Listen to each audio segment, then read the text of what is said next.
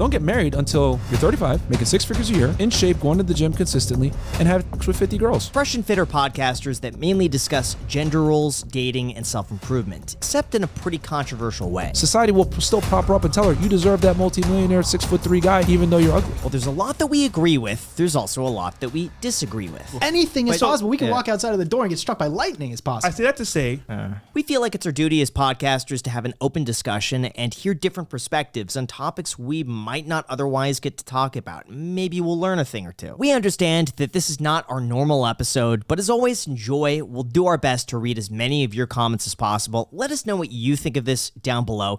Thank you guys so much. Don't forget to like, subscribe, and also a big thank you to our sponsor, NetSuite. Look, we always talk about businesses here on the channel, and as a business owner myself, I understand the struggles of managing multiple different systems and juggling countless spreadsheets. But that could all be solved if you were to use NetSuite. NetSuite is an integrated business software that helps with CRM, resource planning, and more. There's a reason why NetSuite is the #1 cloud financial system. They bring everything your business needs in real time and all in one place. A software like NetSuite provides the visibility and control you need to make better decisions faster, saving you both energy and time. As we all know, time is money. Over 36,000 companies have already upgraded to NetSuite to help gain control and visibility over their finances, inventory, HR, e-commerce, and so on. So no more manual data entry or scattered data all over the place. Just pure efficiency and productivity so that way you could focus on where your time is really the best spent. Plus, for the first time ever, you could defer payments of a full NetSuite implementation for 6 months. That means no payments or interest for a half a year. Whether you're a small business owner or an entrepreneur, you shouldn't miss out on the deal. Head over to netsuite.com/iced to take advantage of this exclusive financing offer today. Again, that's netsuite.com/iced.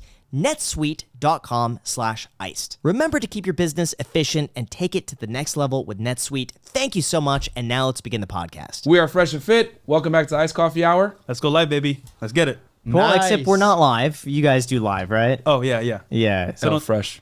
Don't say that. No, it's fine. We could keep going. Cool. This is great. Yeah. Thank you guys so much Thank for coming you. on the Iced Coffee Hour. This means a lot. You guys are here in Las Vegas, live in the Yes, not we live are. in the studio. Yeah. So this is exciting for us. Okay, we have a lot to discuss. Yeah. One thing is that you guys are serial entrepreneurs, should I say, right? And you guys invest in real estate as well. Yes. Yes. Definitely. Okay, so walk me through your entrepreneurial journey and how you got to where you are right now. So basically, I'm from a small island called Barbados, right? And back in Barbados, there's not much going on with entrepreneurship. It's basically you go to school, get a job, get a career, right? So what happened was I started watching YouTube videos online. I saw Grant Stephan, of course. I saw other creators. What was one of the first videos you saw, man? I'm curious. You literally in I think a house showing or whatever, talking about your first entrepreneurship, getting your first property. I believe that was the first one. Oh my gosh. Yes, So way that back was- then. So that was early 2017. Yeah. Like the beginning. That was sub 30,000 That subscribers. was one of your first Yeah. videos. Yeah. So that, And, one. and you said that was an open house, that one? Open house, yeah. I think it was you just talking about your feelings about real estate in that close one-on-one with your audience, pretty much. that was And you're still an agent at the time, too, right? Yeah, and that was my first video, by the way, that I took down. Wow. Oh. I took it down. You can't even find it anymore. I'm an OG fan, bro. He's probably your only viewer in Barbados. Yeah. Yeah, you know I'm an what? OG fan, man. that could be it. That's so funny. So hearing your Wow, struggles, what you went through, man. learning from other creators as well, I was, you know what? I've decided I need to do more for my family and for myself. So I knew coming to America was my only option. So I came from Barbados to America, looked at real estate, how to invest, how to make money as an entrepreneur, social media, all that stuff. And then what happened was, over time, I was making money from my job, saving for a property. And what I do, I house hacked my first property. I have a FHA loan. Wow. I got a triplex here in Miami. That's how it worked out for Wow. But how much were you making at the time when you bought your triplex? $15 an hour. What? But luckily Yeah.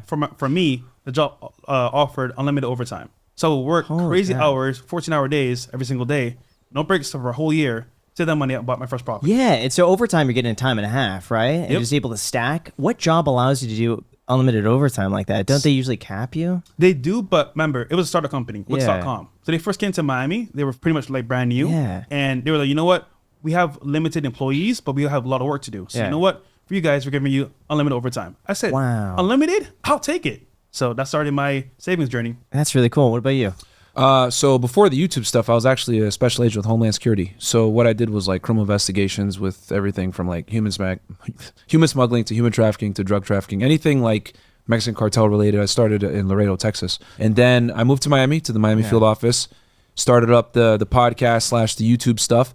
And, you know, they brought me in and they're like, hey, you know, you're saying controversial stuff on the internet. You got to pick one. And then, you know, I ended up going the entrepreneur route. And then, you know, the channel started to do well. And when I left the government, the first thing I did was actually buy real estate. Nice. And I took like all my money out of my TSP, thrift savings account for the government employees. And I bought my first house. And basically ever since then, just been buying houses. What was that like for you doing like, you know, drugs, smuggling, all that sort of stuff? How is that? For me, I would see stuff like that and not be able to comprehend it. Like I'd be able to go home and just be like, I can't talk to anybody. Like if I see anything online like that, I just can't. Yeah, it was a tough job. It's one of those jobs where you have to take it home with you. Yeah. You know, I'd bring like my laptop back and write reports, and you're working all the time because you're working like odd hours, right? And you got to take home car and everything. So you basically live the job. And especially when I was on the Southwest border, we were working all the time because you could get called out. You know, if they catch someone at the bridge with drugs or they catch someone smuggling in illegal aliens. Basically, think of it as like you got the Department of Homeland Security, and then you got Border Patrol and you got Customs. Those are like the uniformed officers. Then we were the special agent, which is think of them as the detectives. So you would follow up on any investigation that they caught. Because if someone is smuggling in drugs or someone is smuggling in illegal aliens or smuggling guns or whatever, there's an organization behind that needs to be investigated. So I did that for almost a decade, and then I left the government in 2020, and then because the podcast started to take off at that time, so I kind of had to pick one. How did you two meet? We met through a mutual friend, actually, another YouTuber named SoloTV84. Shout out to him. We both live in Miami, and he was basically like, hey man, you need to get with this guy, Fresh Prince CEO. He's out there in Brickell in the same area, which is like the neighborhood that we both live in. Sure. And we got on an Instagram call together, and we just basically bonded over womanizing. Basically talking about chicks. And like, oh, you're good women? Me too. Okay, let's figure this out. So, yeah. But just add a little context here as well. It's funny because back then, right, I got your course on how to make a channel for YouTube, right? And I was doing prank videos. So I applied your strategy towards prank videos and started blowing up. So I spent hours on YouTube at Starbucks learning how to, you know, make thumbnails, invest in like real YouTube. And that started my journey on YouTube as well. So thanks you, bro, for that. Wow. For real, man. That was amazing. That is not a planned testimonial, everyone. Dude, not that's crazy, man. Yeah. So helped a lot. That's an OG fan. So, Creator Academy. You never really realize just like the impact of even just putting out like that one video, the ripple effect that has throughout everything. That's insane. It was inspiring, bro. Thank you. I really appreciate that. So I'm curious because you talked about a decade in that job. Did you ever see anything? I'm sure you probably did. That's just like crazy. Like any story that comes to mind. I mean, there's a million stories I could think of because we used to arrest drug traffickers, arms smugglers, cartel people. I think if I could give you one quick story that isn't going to take up the entire podcast, one I remember was it was like a Sunday. I was like on duty, which is when you're on duty, it means that like they can call you in for anything, right? Like if something happens, you got to go deal with it. So they ended up Border Patrol had caught this guy, and he said, I need to talk to an HSI agent, blah blah blah. I have some information to give. So I was like, all right. So I was like, whatever, I'll go and I'll respond. So I went over to the station. This is back in Laredo, Texas. Go sit down and talk with him. And he starts telling me about how he's like the bodyguard for this cartel, one of these high-ranking cartel guys. At the time, it was the Los Zetas that ran that part of Mexico and Nuevo Laredo. This is back like 2015-ish. And he was guarding someone, I think, named Z41, who was one of the top guys. And he was telling me how like he was a Sicario and he was a bodyguard. And what he said was like, he used to get a bonus. And the bonus was he used to get extra money for every Mexican Marine that he killed. And what he would do is he would like slice off a piece of their ear or a finger or whatever. He'd bring it back to his boss, and he got extra money for every body part that he brought from one of the Mexican Marines, because there was a war going on between those two factions at the time. And he was saying like, hey, I want to provide information. This is years ago now, so it's done. But I want to provide information. I can't go back to Mexico. They're going to kill me, blah, blah, blah. But just the thing that shocked me was just like how matter of fact he was about like what his duties were, what he did, etc. So I called another agent that was more, versed in the Zetas at the time, and he was like, oh yeah, I know who this guy is. So they came in and they took it over. So I was like, all right, cool. I couldn't handle that. Yeah, it was wild. Like that's too like the disassociation between like that's a person. Yeah. Like their whole life led up to the point of being basically used as a bonus. Yeah, like that is insane. His job was solely to like they used to travel in motorcades, right? Yeah. And his job was anytime the Marines would start to attack them or whatever, his job was to create a diversion, let the boss get away because they all had armored vehicles, and then he would create the diversion. And he just like start shooting at them or whatever. And the more Marines he killed, the more he was able to go to the boss and Mexican Marines in this case and get a bonus. He got paid per body part he brought. Do you think constantly being subjected to people like that and experiences like that, it could give you a pretty desensitized view towards suffering or a cynical view towards life? I would say it made me aware of the evils that human beings are capable of. So nothing really surprises me at this point. But it made me look at the world for what it really is. And you know, unfortunately, there are some really bad people out there. It's not all sunshines and rainbows. Do you feel like that is the way the world really is? I mean, I know that exists to a certain degree. Yeah. But don't you feel like the good outweighs that? Or do you feel like just being subject to that, you realize like, hey, this is out there. We got to protect against this. I would say, you know, there's good people, there's bad people. Does the good outweigh the bad? I would say, man, because there's so many criminals that don't get caught. You know what I mean? Like we always had this funny quote when I worked in law enforcement saying we only catch the dumb ones. But there's so many people that don't get caught or don't get prosecuted because it didn't meet a certain threshold or it wasn't sexy enough for the U.S. Attorney's Office or whatever. Sure. So I would say there is more good, but there is a sizable amount of people that are bad as well, which is, and I didn't realize that until I got on the job, like just how many bad people there Should are. be It's aware of crazy. what's happening in the world at least. Yeah. So they can know. It made me look at the world more objectively versus idealistically. So based off of my very limited perspective, because I never grew up experiencing anything like that as a very normal childhood by American Western standards or whatever, I just believed in like the good of mankind. And I still believe in it. Like I'm an optimist. I think 99.99% of the people out there are good humans. No one has bad intent. But of course, that's just my own. That's my experience. I mean, and you would be right a good amount of the time, but there are people out there that have nefarious intentions, unfortunately. And the thing is, the crazy part is like you won't even know, because a big part of for them why they're able to evade law enforcement is because you don't know, and they kind of fly under the radar. Have you ever seen any criminals like that you knew they're guilty, they did it, we know what they're up to, but we just don't have enough on them to prosecute them? Yeah. Like, what are some of those examples? Yeah, so what we've always said is that it's not what you know, it's what can you prove. Yeah. And at the federal level, right, so there's two different types of law enforcement to make it simple. Like you got the state and local law enforcement, right, who goes through the ADA or Assistant District Attorney's Office, and then you got the feds, right, where you go through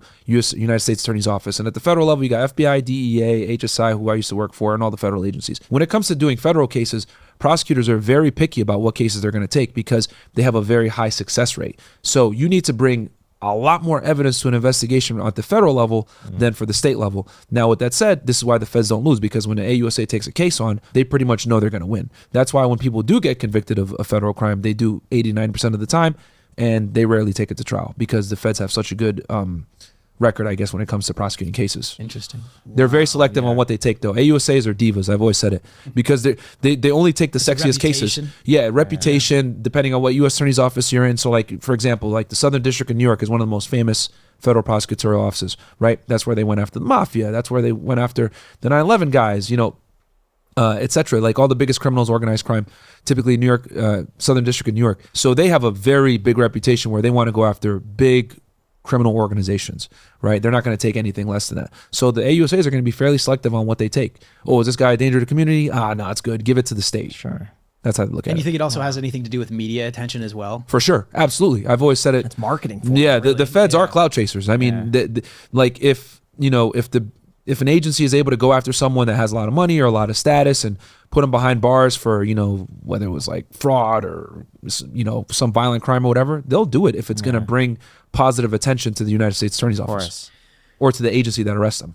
Although before we go into that, I do have to say one of the things that I've been talking about nonstop here in the channel is the importance of building a good credit score. I'm sure there's a lot of you watching that are just getting started on your journey, you're young adults, you want to improve, and maybe you don't like the idea of taking on debt. Well, in that case, if you want to build your credit, one of the best and simplest solutions out there is Fizz. With Fizz, you can now build your credit and even earn cash back using a debit card, so you could build your credit without the traditional risks of acquiring more debt. Then from there, thanks to their autopay feature, your bill is paid off automatically every single day. This is also a lot different from the traditional credit cards out there because they make money solely from their merchant interchange fees, not from their cardholders. This means that you're able to enjoy all the benefits without any hidden fees or charges. And the best part about all of this is that signing up for Fizz is incredibly easy and simple. There's no credit check, no security deposit, no cosigner required. Fizz also reports your activity to all 3 major credit bureaus, helping you build your credit score just like you would with a regular credit card. card. So sign up for Fizz today and instantly add your Fizz card to Apple Pay. Oh, and also be sure to use the code Iced Coffee because the first 1,000 people that sign up get a free $10. You shouldn't miss out on the exclusive offer. All the information and links are down below in the description to get started. Thank you so much. Enjoy. And now let's get back to the podcast. So let's talk about where exactly you two were in your own independent life when you first met. Like, if you could just give me a little synopsis of like where you were financially, where you were just like in general. Yeah. So basically, starting from Chick-fil-A, making $7 an hour, working at AT&T, Chick-fil-A. taking phone calls, and then upgrading to a job in insurance and then tech company. I was making roughly $15 an hour, and I was doing YouTube as well on the side, making good money from that. And then I met Myron from doing the podcast with Solar TV 84. Yep. So basically, I had property, making $15 an hour, and then my YouTube side business. Property was cash flowing?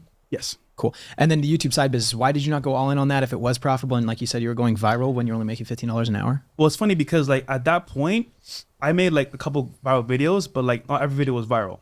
So you know, YouTube, you make ad revenue, but like it doesn't always hit on every single video. Yep. So for me, it's like, you know what? There's it's the going well, confidence. Yeah. but I don't know if it can go all the way in as yet. Sure. Okay. And then you? And for me, so when I met him, I had a fitness business and I was still working for the feds. So when you work for the feds, you have to do something called outside approval, right, to get outside employment. So I started my fitness business once I got the green light, you know, because they got to make sure you don't do a conflict of interest or whatever. Like, you know, you can't work at a defense law firm if you're a criminal investigator, right? So they got to make sure they clear it, etc. So I started a fitness business and also like life coaching. Got that approved. So I was doing that while simultaneously working on the job as well. And then as YouTube started to take off, that's kind of when I had to make my decision of what I'm going to do. At the time, working for the government, I was making about $120,000 to $130,000 per year. Yeah. So it wasn't bad. And what I did was I took that money and invested into the fitness business, and that's how I was able to get that kickstarted as well. So I was able to double my income by the time How do you have the time for that? Dude, you know, that's a good question. Yeah. Luckily, so shout out to my mentor with the fitness business, Brandon Carter. Yeah. He basically taught us how to like scale it where it was Brandon all automated. Carter. Yeah, Brandon Carter, yeah. Fantastic. Yeah. I like him. Yeah. So I was able to have my fitness business. I was doing it through an app. Yeah. Right. So everything was kind of like there where the client was able to sign in, how many calories they got to eat, what they got to do for workouts. It was automated. Then I'll check in with them once or twice a week. And then I was also doing the government stuff and then the podcasting as well. So it did start to get a little bit crazy. And then, you know, obviously they brought me in or whatever. So it's kind of like a blessing in disguise. But yeah, I was working government making about 120, 130K. And then I was making about the same thing with the fitness business. So I was able to take that money from the government, invest it in that business and scale it up. And it was doing pretty well. So by the time I left, I was making like 300. And you had property roughly. as well? No, I didn't buy my first property till I left the government. Got it. Because my goal, right? So when I left the government, I was like, damn, I'm losing out on a 6-figure career. What am I going to do here? So the first thing I was like, all right, I need to replace it with real estate, which actually I watched your video, how to buy real estate step by step. Oh my Which that helped quite a bit. Legendary. Yeah. Oh, dude. Step by step, which was fantastic. So I pulled that money out of my TSP and bought that first property. Wow.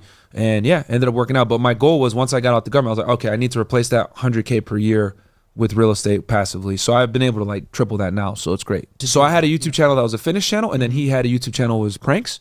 And then we started doing podcasts on helping guys become more attractive and getting girls. Then we realized there was a void. Guys were like, they were struggling with girls, not just because maybe they didn't have game or whatever, but they had a bunch of things not in line, right, like to be attractive. Hygiene, you know, not focusing on money, wrong being broke, being fat, and thinking that they're going to get an attractive girl. So we're like, dude, we need to do a podcast to teach guys how to become attractive in all aspects so they become the complete package. So that's when we kind of like collided, and then we changed my YouTube channel, which was a fitness channel, into the podcast channel. And then his channel we converted to, I think, the Clips channel that we have now. So what did you find to strike a chord most with those viewers that started really helping your guys' success on the podcast? Like, was there a specific topic, or I think being relatable, because most people Yeah. that talk from an authority standpoint, they're like so far gone, you can't really relate to that person. But us being regular dudes on the street, you know, wanting to become better men, become successful, they kind of like resonated with that. And then, for example, we showed results. We'll go on double dates all the time, you know, get girls to the podcast, like, how they doing this? Once again, we're in the field doing the work. So them seeing that, you know what, it's possible. I can relate to this person. So I'm curious, what prompted that? Because usually what happens from what I've seen is that you go through a breakup or something like that and you realize, like, I really got to work on myself. I got to get better at this. I'm lacking in this area. Like, what prompted that to make that change for you guys?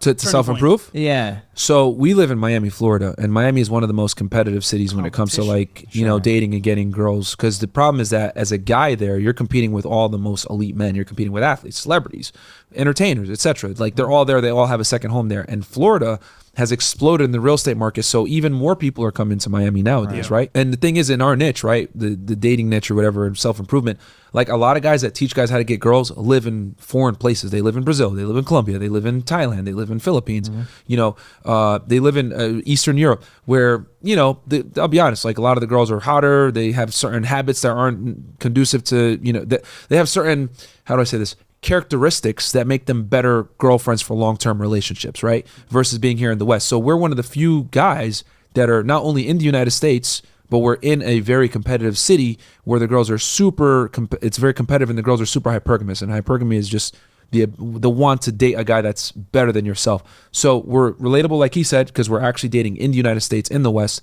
and we're doing it in a very competitive city. So that's kind of where the void filled in. But where it came from was, to get attractive girls, especially in competitive cities, you have to be your best version of yourself. Have to be. So what were the most common problems that you found in your viewers? Fat? Number one, hygiene. Hygiene and being fat. Yeah. Well, let's stop there. Let's talk about being fat. Okay. From what I've seen, it doesn't really make that big of a difference if you could overcome that with confidence. If you are so confident in yourself, I've seen throughout my career in real estate, some of the real estate developers there were overweight. Yeah. Some of them severely overweight. Yeah. And I've seen them with so many different women and have no problem. They're just charismatic. They're funny. You want to be around them. They draw people in. I haven't really seen that make that big of an effect. So I'll say this, right? You have a point. However, think about desire. Yeah. For example, I might have charisma. I might be confident, but like desire-wise, does she really want me? So for example, a lot of guys that are fat have money, right? So you know what? Yeah. I have to work myself. I got money. And all girls want me. However, what do they really want? So my thing is like, even though you're not in shape, if you're in shape, I'm telling you right now, it broadens your horizons because once again, you get more quality girls and as well they desire you as the person. But couldn't you also argue that if you are overweight and you just, that isn't something that's of importance to you, that they'll see that too and they say, oh, if it's not important to him, but he's confident and he has his life together, he has all these other qualities, it's not going to make that big of a difference. Well, so I'll be honest about this. Yeah. A lot of times when you see these fat guys with a girl, one of two things. Either they have money or they're paying for sex or paying these chicks. I've seen I'll tell you, like, because there's a lot of tricks. Yeah. There's an entire, I don't know if you guys want to go into this, but there's like an entire sugar baby culture, tricking culture of course, where girls are pseudo escorts, etc. So, like a lot of these rich guys that aren't like that are fat or whatever, confidence and you know works and everything else like that. But we want guys to be a complete package because let's say you have money and you have confidence, right? But you're fat. Well, you're gonna alienate a large portion of women that just won't give you a chance because you don't meet a physical requirement, like you're fat. Like it is what it is. You'll just turn them off. Yeah. And on top of that, the girl, a lot of the times you're not gonna get that same, you know, visceral desire or attraction or arousal from that woman. You're not going to get the best out of her. And we tell guys, we want you to get the best out of your chick. Yeah. I guess my argument would be that there's so many people out there that it doesn't matter if you know, maybe attract 10% versus 30, because 10% is still a lot when you consider there's like 7 billion people out in the world. I would probably agree that I'm just intuitively a larger contingent of women that are more attracted to a non-fat person than there are people that are attracted to a fat guy. But I also think, like, I also don't know.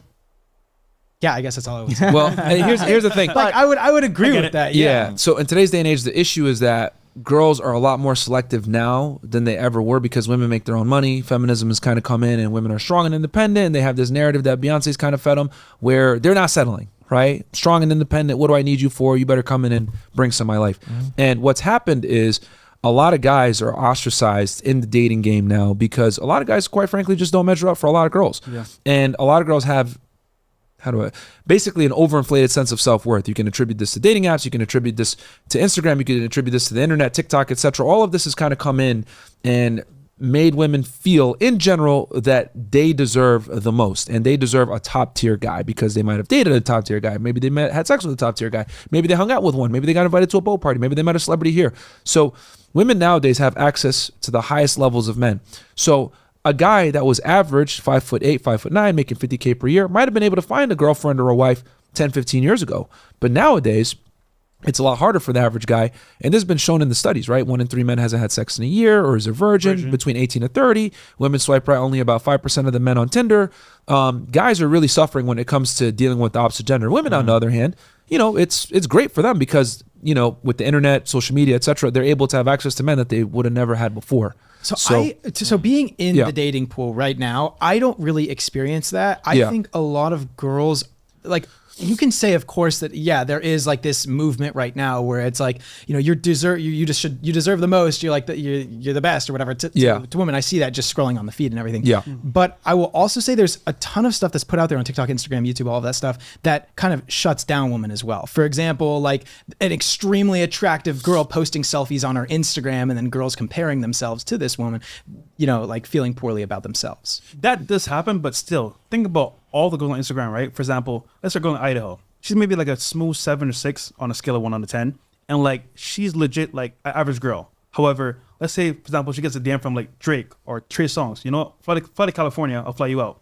That one experience transfers everything. So my thing is but I don't think that really happens that often. So you'd be surprised. You'd be surprised, brother. You'd be surprised. Especially in LA, bro. You get girls going phone every single day. Yeah. You'd be surprised. Dude, girls in major cities have more opportunities than ever before. Like the internet has changed the game. I talk about this in my book, Why Women Deserve Less, by the way. There you go. But in general, like girls in big cities have more opportunities than ever before. And the thing is that they don't really have to prove themselves anymore. Like if they're hot, they have an Instagram profile, etc.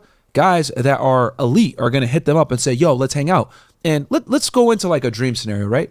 Let's say you turn 18, right? And all of a sudden, girls are offering to fly you out to California to hook up with them. You're getting offered to go on boats. You're getting offered to get your bills paid. You're getting offered to go on extravagant dates at Salt Bay's restaurant. And you haven't done anything in life. You just graduated high school. Exists. What kind of person would that make you? You would feel entitled. You would think you're better than the opposite gender. You would think that you're special. You would think that you deserve all this just because you exist. And that is a lot of modern day women. Is it all? No. But a lot of them do have that mindset. Isn't it just the market value that people place on looks at this point? To me, that just seems like that's existed since the beginning of time. Yeah, but with social media and the internet, it's amplified it to another degree because it used to be a girl had to step outside to be able to get that attention and validation. Now she doesn't have to leave the comfort of her own home. Yeah. She's able to effectively scale her dating options. The same could be true about a guy. A guy could build his entire career without ever setting foot out of the house, could make a ton of money. But the difference is in his half converted garage. But here's the thing. Big difference. Men have to earn their value. Women are given their value. So as a man, even if you become successful and make money, you're still gonna have to go out there, talk to the girl, court the girl, not stink, not be a weirdo, not stutter over your words, still display some semblance of confidence, still display some kind of competence. So for men, you have to earn your ability to date the opposite gender versus women don't. I don't know about that. I think if you're honestly just an attractive dude who's fit, it's the exact same thing as an attractive girl that's fit. It's the exact like really no. Yes. You know what? Let's do an experiment. Yeah. Go on Tinder, right? Make your profile. You're attractive. You're fit, right? Yeah. That's what with a girl that's fat, not as attractive. I guarantee you, she'll get way more likes. Than but I will also say, guys' libido is way higher. So if guys are swiping on Tinder, like they'll swipe on anything. Yeah, exactly, anything. But that's the but that doesn't change. Girls won't swipe on you. You might be her Girls type. are very selective because everyone they'll swipe on, they match. Yeah, pretty much. Literally, bro. And they did a study on this. They took a guy, right, that was like top tier looks, in shape, etc., model type looks, made a Tinder profile for him. Then they took a girl that was morbidly obese, like 300 pounds, not attractive at all, made a profile for her. She had almost 500 matches. The guy only had a little over 100 in a 24-hour period in a major city. So that tells you right there and then that for men, even if you're a top tier guy, top tier men don't get the same amount of options as below average women. And you gotta hope they show up for the date, that they even like you, because all that comes into play. Because once again, you might be a cool guy to her, but you might turn off by how you speak, how you are, and that's factors you gotta include as well. Here's the difference between men and women when it comes to dating. When a guy goes on a date with a girl, he's looking for a reason to qualify her. You know what? She's kind of fat, but she's nice. You know what? I don't like her hair, but you know what? She seems really cool. Or I like her shoes. Like guys go on a date looking for a reason to qualify the girl, right? When girls go on dates or when girls talk to men, they're looking for a reason to disqualify you. And it could be the smallest thing. Oh, his shoes don't match. Oh, I don't like his belt. Oh, he sounds kind of weird. Like girls are looking to disqualify men because they have so many options versus men don't have as many options. So they're looking to qualify any girl. Well, I think a lot of it is really just confidence. I think that's really what it comes down to is getting experience, going to the gym, being the best version of yourself. Of course, yeah.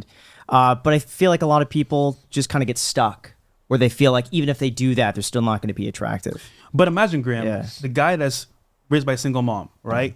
He has no one to look up to. He's going through school. It sucks. He's depressed. Like, that guy has no hope unless he has a change of person that he meets, for example, or he sees a YouTube video change his life. The guy's stuck. So unfortunately, most people are in that box. And we also live in a gynocentric society where we push the female experience over the male experience. We tell men to, be more feminine, be nice, get in touch with your feelings and all this other, soft stuff. And the reality is that men need to be more masculine now than ever before. But the thing is that, see, we live in a society, right, where we lie to men and tell them, get in touch with your feelings, be nice, be soft, etc. Girls even say this, oh, open up to me. But the reality is they want a guy that's traditionally masculine, strong, and stoic. Women don't want guys that are feminine and emotional like them. But see, I feel like as long as you pick a lane and you stick with it and you're congruent with that and you believe in that, people are drawn to that because you are your true self, whether that's a little bit more feminine, more masculine, somewhere in the middle.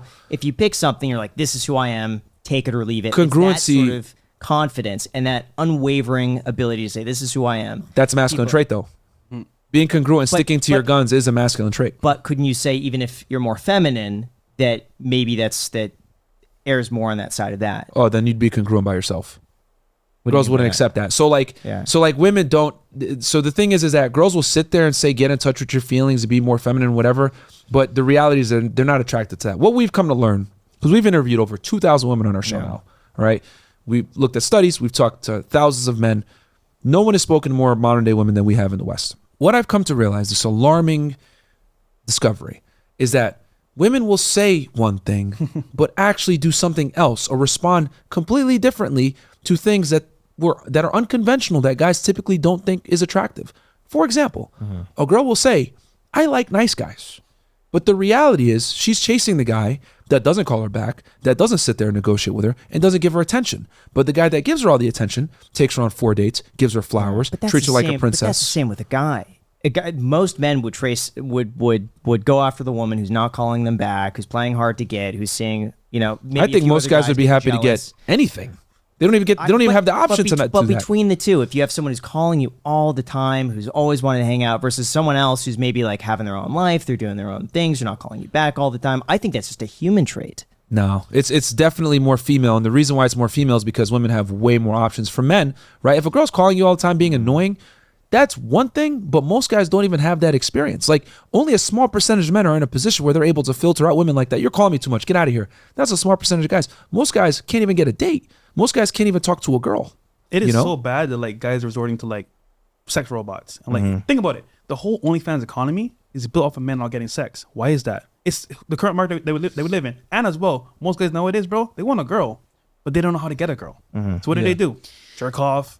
Go watch a sex movie. It's just sad, bro. Yeah, it's really but sad. I feel like a lot of people get to a point of that where eventually they get tired, and that's when they make a change. There's got to be some catalyst for them to want to make a change from what? From watching porn, or no, not necessarily watching porn. I think it's more so of being unhappy with your current life and wanting to make a change and seeing an outcome of that. Of course. You have to find a way out, though. Yeah, but most people can't find a way out because they don't know how to. Yeah. Well, I think a lot of that just comes down to just discipline and pushing yourself outside of your comfort zone. Of course, but in different endeavors, right? So like I would say, like, pushing yourself out of your comfort zone a lot of times is being able to tell girls no, holding women accountable. We live in a society where girls honestly aren't held accountable a lot of the time. They're not told no. They're not told that this is unacceptable behavior, right? We got girls out here that want to have a boyfriend at home that's going to be strong and masculine and dutiful, but at the same time they want to be able to go to the girls' night out and club and talk to other men and get other phone numbers and still be able to court their options. And I look at it like, no, that's unacceptable behavior. But if I say that, they look at it like, that's misogynistic. No, that's just having boundaries and respecting yourself. Why are you giving a relationship to a girl that wants to behave like she's single? It's weird because I have not had that experience of having to say, hey honey, don't go out tonight, or it's just but maybe I gravitate towards people who naturally are inclined to stay home. Well, also you got to remember, you're a multi-millionaire. Yeah. But no, status. I didn't always used to be like that. I mean, I was grinding at like 18 years old with nothing, and even throughout high school. I mean, I'm like 5'3", not the tallest guy. Everyone I've dated has been taller than me. But Graham, so it's What do you have though? Ambition. She saw you going somewhere in places in life. So high school, maybe. I mean, I was playing the drums. I mean, that's really what I had going for me. I was playing the drums. I That's think probably it. there are qualifiers for anybody. And I think really when it comes down to it, I honestly probably would put confidence at the utmost, like the most important thing if you're trying to find a mate. I would say it would be confidence. But it was never the money though, because I remember even being 21, I had just bought my first property, could not get a date. Every date I would go on, and I'd be swiping online. I think I was on like OkCupid. I was desperate to get anyone to go on a date with me. The few dates I did go on, instant friend zone, instant. But I would go in, I was nervous, I was unsure of myself. And even that was me, I think, making 100 and something thousand a year. I just bought my first property. Like I had a lot of things going for me, even the ambition that you talked about. Right. But I couldn't, for some reason, get myself out of my head of just like, does she like me? Is this and I feel like that once I got out of my head on that, I really just embraced this is who I am. That's when things really started to change. Well, confidence is important, but you have to have other things in place too. I always say, if anything, you need to get respect from your girl first. That is the foundation from which everything will be built. Yep. Because if your girl doesn't respect you, she cannot love you. I would say if you're defining it as a generally like a general guiding principle, I would say everything so far, it would make sense. I think a lot is just having boundaries, but I feel like it goes both ways, doesn't it? Like for women, I feel like they need to have a standard that I think their partner should hold on to, as should the man for the woman. Well, here's the problem, though. Or for both people. Here's the problem. Women's standards are celebrated. Men's standards are discriminated, are made fun of, right? So like if a guy says, I don't want a promiscuous woman, I don't want a girl that's fat, I don't want a girl that's rude, that's annoying, that's crass, that's considered insecure. But if a girl says, I want a man that's taller than me, makes more money than me, successful, ambitious, you go, girl, you know your worth. You go, queen. The problem is that male boundaries are disrespected. Female boundaries are totally respected and encouraged. And even if a girl doesn't, let's say a girl's fat, obnoxious, and rude, and quite frankly doesn't deserve the caliber of man that she thinks she deserves, society will still prop her up and tell her, you deserve that multimillionaire 6'3" guy, but even though you're ugly. But let's just say that is what's wrong with that? With what? If she feels like she's entitled to that, what does that do? What negative outcome does that have? Well, the problem with that is that number one, she feels entitled when she hasn't earned it. And then number two is that sets her up for long-term failure, because the reason why so many girls are perpetually single is because they overestimate their sexual market value. And what I mean by sexual market value is their looks. They think they qualify for a guy that's an 8 or a 9, top tier guy, when they're a 5. And the reason why they think that is because they might have matched with one of these guys on Tinder, they might have slept with one of these guys on a drunken hookup, or they might have went out on a coffee date with one. But the reality is you were able to attract that guy, but can you retain that guy? And that's where many modern day women fail. They're not able to retain these caliber men. They can just get social, sexual situation with them and nothing else. But then they think, okay, I deserve this caliber of guy, I'm not settling. Or if they do settle, they treat the guy that's actually on their level very poorly because they think they deserve more. So this delusion ends up not only affecting their ability to find a guy, but ends up hurting the guy that ends up settling with this chick. But then I feel like it's 50% fault for both sides. It's also the guy's fault for not setting boundaries. Yes. For accepting that. But it goes back to what I said. Men don't set boundaries because they're shamed for doing so. Demonized for doing. If I can get canceled for saying a girl is fat and rude, I can literally, they'll be like, oh, taking this down off TikTok. That's hate speech. That's misogynistic. Yeah. But if a girl says small dick energy, I'm not dating a short guy, completely, no one bats an eye. Men can't have standards, but women can. It's pushing the algo. Yeah. I mean, I'm a short guy. Yeah. I understand that I'm not going to be everyone's cup of tea. Yeah, of course. But my thought is that, out of 7 billion people, there's enough of a percentage that would be into what I have to offer. For sure. So. And obviously you've been able to amplify that by, creating a great platform, making yourself very financially successful, etc. But the point I'm trying to make is that a girl can go on the internet and make fun of you for being short and say you're a loser and you have small dick energy. But if you went ahead and you said, well, you're a fat bitch, you're going to get canceled. But I feel like guys say that all the time online. They get canceled. No, but depends on who we're talking. If we're talking about random people online, I feel like they already say that. And here's the other thing: a girl can make fun of a guy for being short. He can't control that, right? But if a dude makes fun of a girl for being fat, she can absolutely control that.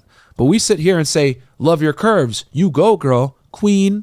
But if a guy is short, well, small dick energy, short. You can't control that. I don't know. I feel like you almost have an advantage now being short because you could really exemplify other qualities and people look at you a little bit differently. So I feel like you could always play to his strength. My point. Optimistic. Yeah, you're optimistic. But most guys.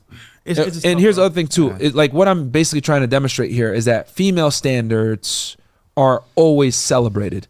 male standards are always disrespected and looked at as discrimination. Why do you feel like it's that way? Well, men can't speak openly about what they want. Like you said before, men need to have boundaries, right? Sure. What I'm saying is that the reason why so many men don't have boundaries is because it's politically incorrect and socially unacceptable for men to have boundaries. I'll give you an example. Yeah. If I tell guys, yo, you have a girlfriend, she needs to respect you, she shouldn't be at the club, you know, shaking booty and hanging out with her girlfriends and going to Miami for girls trips, they'll sit there and tell me that I'm insecure. They'll say, oh, what's wrong with you? What are you so insecure about? No, it's just common respect that you have a man at home. Why are you putting yourself in precarious situations that could hurt the relationship, right?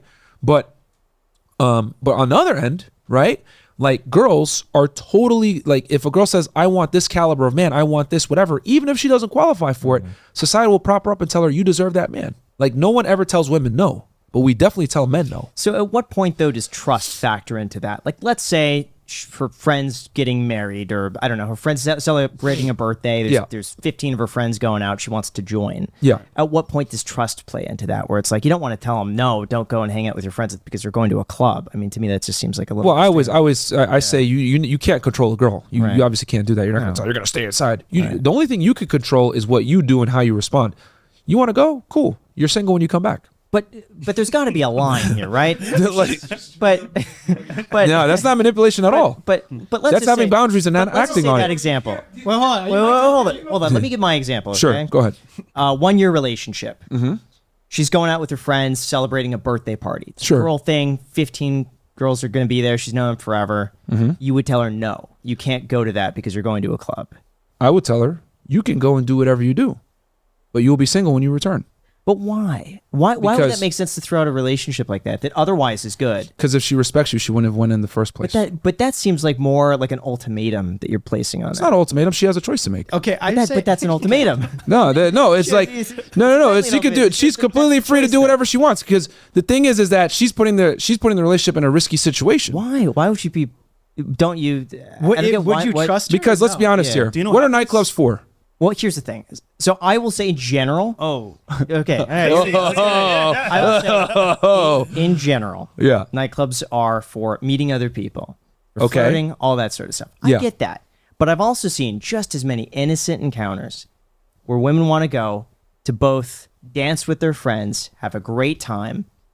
And I don't see the issue with that. I think it really depends on the context. I think it depends on the context as well. Like if it's all of her friends and they're like, hey, it's, so-and-so's birthday, you should come. And it's a really close friend of theirs birthday. It's like, you're not going to tell oh, sure, it's not an ultimatum, but effectively it is, right? You can't set that on your, well, I suppose you could, right? On your girl though, and expect that I don't know. It's her friends, right? Unless if she was leading the charge and she was like, everyone, let's go to the nightclub, and she invites all of her friends, but she doesn't invite you. That might be a little bit different. But you have to have some compassion for her because you also understand that she has a duty or a diligence to her friends in the same way that she does to you.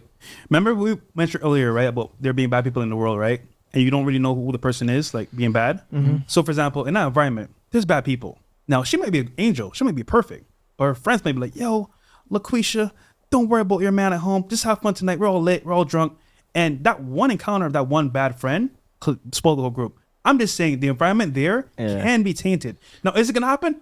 Who knows? We're just saying, if you have a man at home, why put yourself in that situation? Why? It's not a good look. Like you're going to be in an area where there's a bunch of thirsty men offering your girl liquor, trying to dance with her, and it puts the girl in a bad position. Here's the other thing too. Mm-hmm. She could get drunk and something could happen, and then next thing you know, bam, like she's for her kiss another dude or hooking up with another girls dude. Get drunk in Miami, have boyfriends, and we're like, yo, boyfriend, we didn't even know. It's like, yo, legit, bro. It's funny, bachelorette parties, bro. Oh my god, yeah. Come to Miami, it's crazy. A bunch of girls. Oh, they're just chilling by themselves. Before you know it, there's a gang of guys in their room, and I'm just saying, bro, things happen. So don't be dumb about it. Be smart about it. Here's the thing.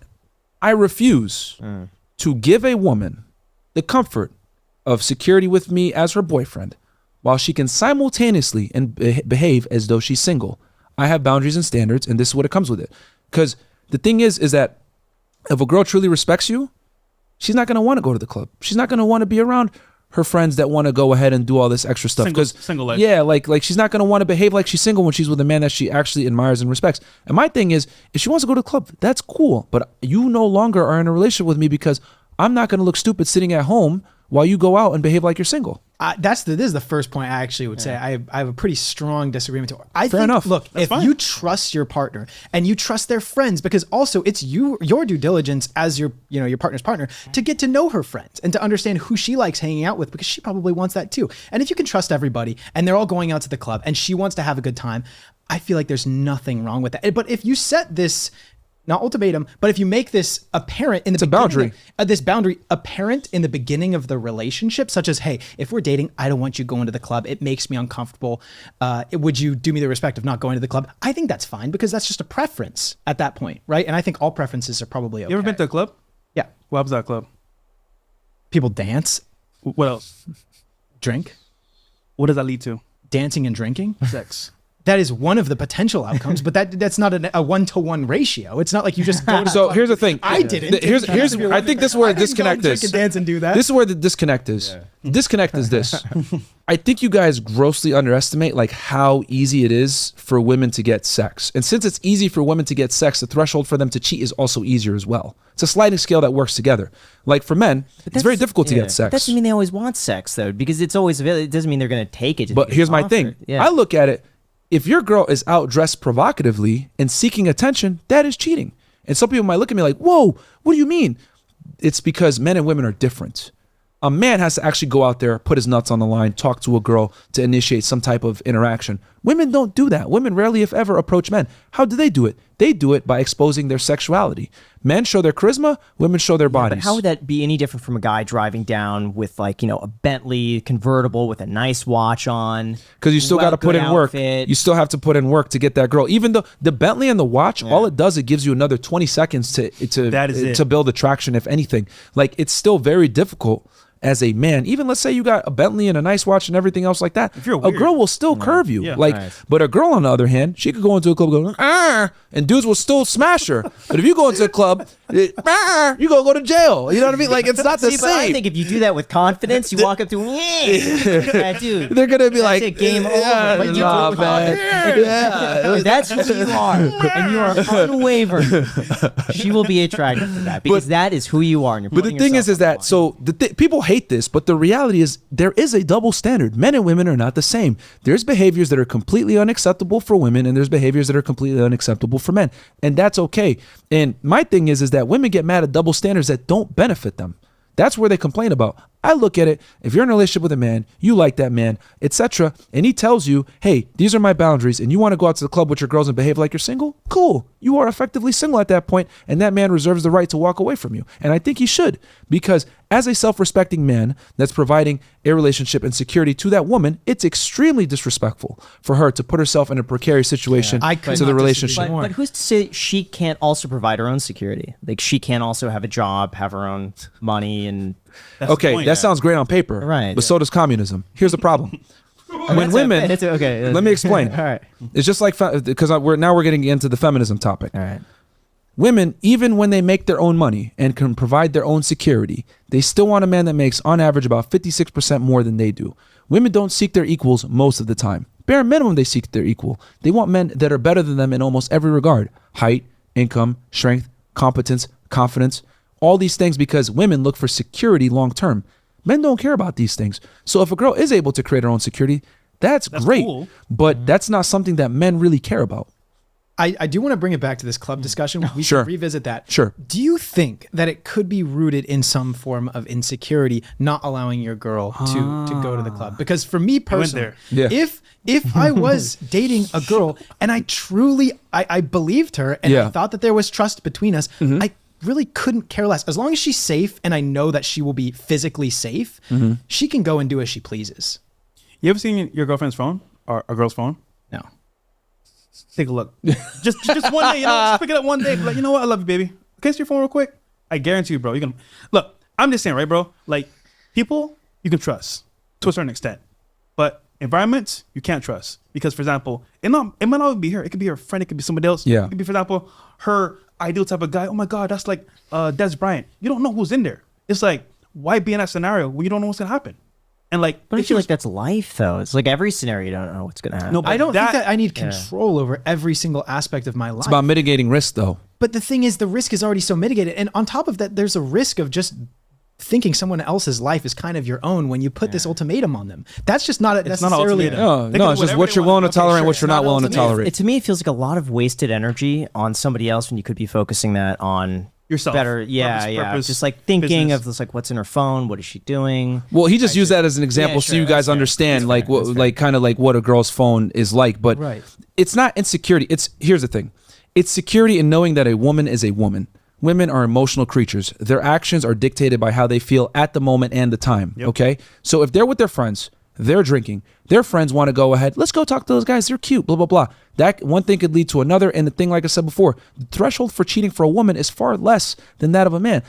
I look at it, if you're going to dress provocatively, talk to other men, kiss another guy, dance another guy, that's all extremely disrespectful behavior that constitutes as cheating. I agree. I don't think you should kiss other people. And I will at some point say, hey, like, you're opening the door for it. I'm going to give you one letting example, her go to the club. So I'm in Miami. I have a lot of celebrity friends, right? This celebrity is always in Miami partying. So one night we're out at this club, Vendome, and we're in our section, just vibing, having a good time. Girls are like, oh my God, I'll come to the section, whatever. There's a bunch of white girls from California, right? They're here in Miami to party, have fun. I think it's somebody's birthday. And at least 5 of them have boyfriends. So they come to the section, they get drinks, whatever, they're just chilling, and we're just talking, right? So some of our boyfriends are like, yeah, I have a boyfriend, whatever, we're just cooling. We leave the club, go back to their house. Bro, I guarantee you, I kid you not, bro, those girls that have boyfriends, what are they actually doing at the house? They're doing the worst. And some of them slept with the artist. But that's like personal anecdotal experience. I'm just saying this happens possible. A lot. It is possible. I'm not saying it's Of course it's possible. Anything is possible. We can walk outside of the door and get struck by lightning. It's possible. I say that to say, it's not about all the time. I'm just saying it's possible. So if it's possible to happen, if your girl really cares about you, she will not be in that environment at all. So you know what? I have to go to my man's home. I'm leaving. But for her to stay in that environment, bro, that's disrespectful. Here's the thing: when like that's also a small percentage, no? Yeah, I mean, I'm talking we're like maybe 5%. I mean, what would you say out of 100? What, of cheating or of? Yeah, both of cheating and women that would put themselves in that scenario to. Well, the new studies now show that women cheat more than men. The current 50% of married women have a backup guy. Here's the thing, guys. Sure. We teach guys to mitigate risk. When men get in relationships with women, they take on far more risk than a woman does. We live in a world now where if you get married to a girl, she can clean you out, take you on alimony, child support, you lose the marital home, etc. Guys take way more risk when they get in long-term relationships with women. So I tell guys, we live in a society where women are encouraged to be hoes, to be promiscuous, to exercise their options, to go ahead and get the best guy that they can get, to date multiple men at the same time. They're encouraged to have all these bad habits that are not conducive to good long-term relationships. So the only way that you can combat this through feminism and everything else that's going on in the modern day world is you need to be very strong in your principle and very strong in your frame. When a girl's with a man that she loves, admires, and respects and knows that this guy will leave her if she does some stuff like that, that in itself is the power where the girl's not going to say, okay, I want to go to the club or whatever, because she knows better. She knows I'm with a winner. I don't want to put myself in a situation where I can effectively be single by going out to the club with this guy. You need your girl to be more scared of losing you than you are of losing her. And that's where I want guys to be. I want them to be in a situation where the girl likes them more than they like the girl. And I know that sounds evil, but the reason why is because that's the only way you're going to combat the amount of options that women have, the bad habits that modern day women have and practice with the, dating multiple guys, being promiscuous, etc. You need to have the girl like you more than you like her, because that puts you in an authority role, a leadership role, makes you the dominant in the relationship, and it will have her be loyal to you. Respect. Because quite frankly, the main thing that men care about when it comes to women is loyalty. Yeah. That's really what we care about. Women, on the other hand, tall, money, charismatic, charming, confidence, does he dress well, does he smell well? Men, all we want, be pretty, be loyal. And she might like you, but does she respect you? That's huge, bro. And what do you think the difference is between that? What would you call respect? Because when you have boundaries, she follows them. Bam. She likes you, she'll do whatever she wants. That right there tells you how she really cares about you. And that, guys, for most guys, is like, you know what? She likes me. She doesn't respect me. Yeah. That goes along. And here's the other thing too. Sure. The reality is, and this is why our podcast is so popular nowadays. Most guys don't have the balls to tell their girl, hey, I don't commit to girls that like to go to the club. I don't commit to girls that like to go on girls trips, etc. Most guys are happy with whatever they can get. Yeah. So they'll tolerate disrespect. They'll tolerate bad behavior. They'll tolerate crass attitude, disrespect in front of their friends, getting cursed out, even attacked sometimes, because the need for getting laid is that strong where they'll tolerate female bad behavior all the time. So I tell guys, you need to be on point and not tolerate that bad behavior, because it will make your life miserable. Yeah. What You bad need that behavior respect. do you see on the men's side? Being bums and losers. And No. not having frame, not being an authority in the relationship, and not being willing to tell women what you like and what you don't like, because most guys would prefer their girl not to be in the club. However, they can't tell her that because their sexual market value isn't high enough to dictate those terms. So they can't tell a girl anything because they got the girl by the skin of their teeth. So how are you going to tell her, hey, I don't commit to girls that go to the club? You should be lucky I'm here. And that's the problem. And if you're a guy, right, that doesn't want to succeed in life, become better, you're selfish. Because once again, let's say we want to get a family, right? If you're not your best version of yourself, that means you're going to suffer. So I want to say, honestly speaking, like if you're a guy that wants to succeed in life, you need to improve. Most guys, what do they want to do? Play video games, smoke weed, relax. And that leads to what? Nothing. So it's just sad, man. It's really sad. So I think guys really need to be willing to have boundaries and enforce them. And a lot of guys don't have boundaries, and worse yet, they don't enforce them.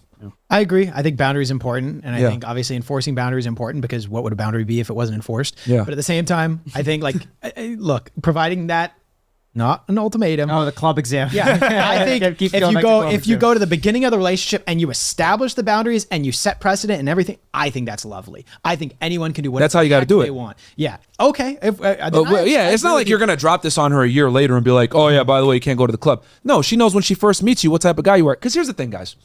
Women know what kind of guys they could play with and what guys they can't play with. Facts. Okay? They size you up when they meet you. Oh, this guy's kind of a pushover. I could get away with this. Oh, this guy, I can't get away with this. He's going to leave me. You need to be that guy that's the latter. If I do some BS, he's going to leave me. Because as a man, that's your only power in 2023. Women have all the leverage when it comes to dating nowadays. But they still want relationships. They still want to be with that guy. You need to become that guy and let them know this relationship is contingent upon your behavior. I will not tolerate BS from you. And if you do, I will go ahead and replace you with another girl. And this more controversial topic, this is why I think guys should have multiple girlfriends. Monogamy is not in your best interest as a man. What led you to believe that? Well, what I've come to realize. Look at all the guys that are in marriages that are sexless. This is human evolution. Women respect men that have social proof, and women respect men that can replace them. So if you have other women, the girls that you have will behave better because they know that they can be replaced at any time. But couldn't you also say that you don't need more girlfriends or wives to accomplish that? That if you are good at what you do, you have passion, you're funny, confidence, like all of these things are qualities that you could, find someone else if you. That's true, but it's sometimes you got to give girls a reminder. And the reason why I say that is because she has a constant reminder of her value with Instagram, with guys hitting on her, with the internet, etc. So you kind of have to coming back to that thing where she needs to like you more than you like her. Unfortunately for us as human beings, I wish it wasn't like this, guys, by the way. I really wish it wasn't like this. But I've done so much study on this and I figured this out. Women want men that other women want to be with, right? And other men want to be. That's just how it is. You go into any nightclub, where all the girls concentrated in the VIP sections with the guys. A minority of men are having sex with the majority of the women. Women look for the same traits in men typically, regardless of how they say that they're special. So my thing is, if you have other girls, that is a very honest indicator that you are attractive. And if a girl sees you with other women and she sees that you're attractive, she's going to respect you and she's going to want to fight for you even more so when she knows that there's competition. It's human nature. Look, you don't have to cheat. We're just saying the fact that you can attract other girls is very important. Yeah. I mean, I think you should have multiple girls as a guy so that girls don't get comfortable, but that's my way on it. You could do it maybe where you might flirt with another girl, or maybe she's like, damn, this guy, or maybe you make yourself not as available. Foreign to me because that's not something I could ever do. I couldn't. Everyone's different about it. Yeah. But what I've realized is when I have multiple girls, the girls that I have behave way better because they know that they can be replaced versus when I have just one girl, she starts to get comfortable, disrespect can happen, etc. Now, can you do it in other ways? Maybe you're not as available all the time. Her mind is racing. I've always said a woman's imagination is your best friend as a man, right? But there's nothing more solid than her seeing you with other girls, knowing that, damn, okay, this guy is it. And the way women may select is based on doubt. Do I have the best guy that I can get? And if she feels like she has the best guy that she can get, bam, she's going to turn off that radar looking for other guys. And you win. But the way that she needs to see that a lot of the times is through other women. Women are very strong social creatures, right? If we all go to a club, right? And let's say Graham sees a hot girl, right? He's like, hey guys, chick is hot, I'm leaving. We ain't gonna be like, oh, what are you doing? But he doesn't need our opinion. He's just gonna go leave her. She's hot. He likes her. Cool. Women, however, they're not like that. They meet a guy at the club. They're going to go to the bathroom. They're going to have their powwow. Oh, I met this guy. What do you think? Here's his Instagram. What do you think? Blah, blah, blah. They're going to need a cosign from the other girls. But let's say you were in the club and you had 2 girls with you, and then you talk to her. Well, she's not going to need to consult with her friends to the same level because she already saw you with women. So she knows off rip by you being with other women. Okay, he's not a creeper. He's not a serial killer. He's not a weirdo. These beautiful women have signed off on him. So he's doing something right. This is why men that have women, men that have sex with a lot of girls are respected. Versus on the other side, you see a girl with a bunch of dudes. You're like, ew, what the hell? For example, Dan Bilzerian. Yeah. You know, that's why guys respect him because he has a bunch of chicks around him. But when a girl has a bunch of dudes, it's like, oh, what is this? Is it porno? I'm good. I don't want to be around this. So women respect men that have other women because it's a sign of social proof and status. I think you're talking about a really unique contingent of people also in like that Miami life here in Las Vegas. And when I was living in Southern California, that was not my experience in the dating scene. I think for the most part, 2 people like I said, in my experience and through my friends and my friends that are girls as well, like you kind of just want a one-on-one relationships. That's what most people just desire. That's what fulfilled people the most. That's what made them the most happy. Now, how much upbringing plays into this? Because I feel like in like what Jack was saying, a lot of like in your area is very much like family oriented. Yeah. Nothing crazy. I know Miami would be the exact opposite. I grew up with 2 parents. They were married together. Did you guys grow up with? Yep. I grew up in a 2-parent household, Muslim household. Parents are still together. And I saw them and I was like, okay, this looks dope. Like you guys look super happy. And that's kind of like what shaped, I guess, my belief in like, okay, this is kind of what I want to achieve. But I want to add as well that we're not only in Miami, for example. We travel a lot. And as well, we were other places before. So I get what you're saying with the Miami culture. But the clubs, like what type of environments are you going to? You going to clubs? You going to like Barnes and Noble? You know what I mean, like there's probably a different group of people that attend. Here's an uncomfortable reality. Women will share a man if he's high value enough. Girls would rather share a guy that's a winner than have a loser all to themselves. And with feminism coming in, where women earn more money than ever before, they're more educated than ever before, they have higher status than ever before, there's a dwindling amount of men that are able to compete for their attraction. So what ends up happening? Women become victims of their own success. They go up the totem pole, doors close. Men, you go up the totem pole, doors open. So women, whether they want to accept it or not, are sharing the same small percentage of men. So what I'm saying is that I get what you're saying. We're a 2-parent household, nuclear family. I agree with that. I think that's the backbone of the United States. But we're quickly going into a society where most men are not going to qualify for most women. Yeah. And most girls would rather stay single than settle down with a guy that's below them in their eyes. That's where we're at nowadays. And if you talk to any attractive girl in a major city, that's how a lot of them think. We've interviewed 2,000 girls from pretty much all 50 states, 30 plus countries, whether it's the United States, Canada, England, UK, even poorer countries like Ukraine or Romania, whatever. Women still want to gravitate towards the highest status men. It's just the way. It's just the way they may select. So the days of being an average guy and being able to find a girl, it's getting tougher and tougher for the average guy. See, I just don't have enough data. This is so beyond I know. Like I'm used to or like accustomed to or what I've seen, so I can't comment because it's like it's so far out of what I've experienced. Yeah, right. Understandable. And for people that like, and I've noticed that like people that aren't like in a dating scene right now or haven't been in a relationship for a long time and they're just kind of getting back into it. Like a lot of these things I say shock them. They're like, what the hell? Like, is it really changed that much? And I talk about this in the book extensively, like how the dating marketplace has changed drastically thanks to feminism, thanks to the internet, thanks to Instagram, thanks to social media in general. Like things have changed where it's made it a lot more difficult for a guy to get a date. And even in the past 5 years, it's changed drastically. How so? What way?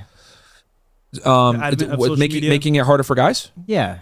Well, now you have OnlyFans, you have Twitch, you have Instagram, TikTok. You have TikTok. How does it make it harder? Because as a man, you're competing, right, with all these other guys that are giving her attention. It's access. So women, what happens is this. A girl has a social media following, right? Even an average girl, 2,000, 5,000, 10,000 followers. She now thinks that she qualifies for the top tier guys because she has somewhat of a social media following or people are hitting her up on the internet. So again, she thinks that her value is higher than what it really is because the internet constantly reaffirms that and tells her, oh my God, you're so beautiful. I take an experiment. If you guys have any female friends, which I hope you don't, but if you do, go ahead, ask her, can I see your phone? Look at her Instagram DMs. Look at her text messages. You guys are going to see, like, I think one of the biggest things that like awares guys on like how many options girls have, look at a girl's phone, man. And you guys will see what I'm talking about. Those aren't necessarily the DM she wants to get or exactly. You're right. But what is it? Numbers in her head. You know what? I'm attractive. I got all these guys hitting me up. I'm hot. That leads to what? her saying, you know what? Yeah, Damn. but that's like, the creepy guy, like in the corner of the bar coming up to him and be like, hey, I think you're pretty. But she's still getting validated though. But then there's one or Yeah. two that are blue checked her. Actually, celebrities that hit her up. It's like, whoa, this is me. I did this. Oh, I'm amazing. I'm special. Like I'm telling you, bro, it does something to their psyche where, because women are naturally solipsistic, right? Studies show this, and they're thinking the world revolves around them, and naturally narcissistic because beauty is their main agency. So you take someone that's naturally solipsistic, naturally narcissistic, and you give them the amplifier of social media and the internet and attention from random dudes all over the world telling them they're beautiful and they're queens no matter how they behave. Bro, that's a recipe for disaster. Look at what they post. Why would they post that? Attention. I don't know. See, I look at it from a very logical standpoint of, anything for the algorithm. And I think if they want to grow their platform, like, I don't know. I just see everything as like, 99% of these girls don't monetize. Yeah, no, but they don't make money. Why would they do that? What's the bottom line of it? It's attention. sure. It's attention. Like Guys do the same thing. They'll post pictures of their cars, watches. Like, I see the same thing. Girl, right? hold on. Do Yeah. girls sit up, guys? Oh my god, I love your car. Or it's like, cool Yeah. car, bro. I'm a car head. Yeah. It's different. if you post your body as a guy in the gym, you're gonna get a bunch of dudes. Hey, you looking swole, bro. Yeah, but that's a similar ego boost. If you feeling better about yourself, you get other people's approval, whether it's male or female. Doesn't that have a similar? It's not effect? to the same degree. It's different. As a dude, right? Let's say you got a top tier Instagram. You on private jets and all this other Like stuff, mine. right? You got a top tier Instagram. You're still not gonna get a fraction of the attention as an average chick. And here's the difference. You had to earn that car. You had to earn that watch. You had to earn that Maybe, ability. or it could She be takes a inherited, random pic but- on the beach with a in a bikini, Yeah. and they're like, Oh, oh, 10K likes. But- Hell yeah. Oh, yeah. but- Girl, what's your Cash App? But someone could have inherited the money. They could have won something. I mean, there's a whole bunch of scenarios too where someone would have money. That's Or true. they blow it all. Speaking They- broad But beauty is far more Generally, common. generally. Beauty is far more common than guys that inherit money. Let's be honest. I think a lot of beauty is just it's corny Eye as of it the is to beholder? say. Yeah, in a way. I mean, sometimes it's just like you are drawn to a certain person over another. But as a guy, like I Yeah. said earlier, we'll smash anything. Yeah. Girls can get any man they want. Yeah. Men can only get what they can. Yeah. There's a saying: girls get who they want, men get who they can. In a nutshell. I'm telling you, man. I go into detail about this in my book, by the way, Why Women Deserve Less. Oh, read it, bro. But I talk about it because, like, so many guys, like, will sit there and give a girl money. They'll give her attention. They'll give her likes. They'll give her all this stuff.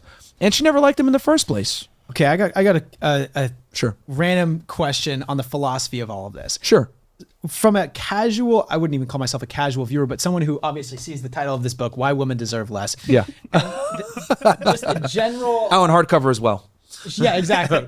And audio coming. Audible coming soon. The general idea of this conversation, Yeah. I could see a lot of people hearing what you guys are saying, Yeah. and developing some sort, and although maybe they're not heeding what you're saying, like to the T, of incel type behavior. Oh, man. I really could see Knew that it. was Here we coming. go. No. I'm not doing this just to be a contrarian. I'm just saying when you nearly solely, at least on this podcast, Yeah. talk about like how women are being propped up and how men Yeah. are the ones that like, you got to grind, you got to work, and they just get it handed to them and stuff like that. Yeah. Like, how is that supposed to, it doesn't seem encouraging. It seems more just like, oh, look at this poor hand that we were dealt, and boom, like, you know, like it doesn't sound like you're propping them up. Propping men up? Yes. No, we're giving them the uncomfortable realities that no one gives a shit about you. You're a man. You have to go out there and earn your value, but understand that women are given their value and we don't play the same game. And Right, also, but do you think that will yield better results Absolutely.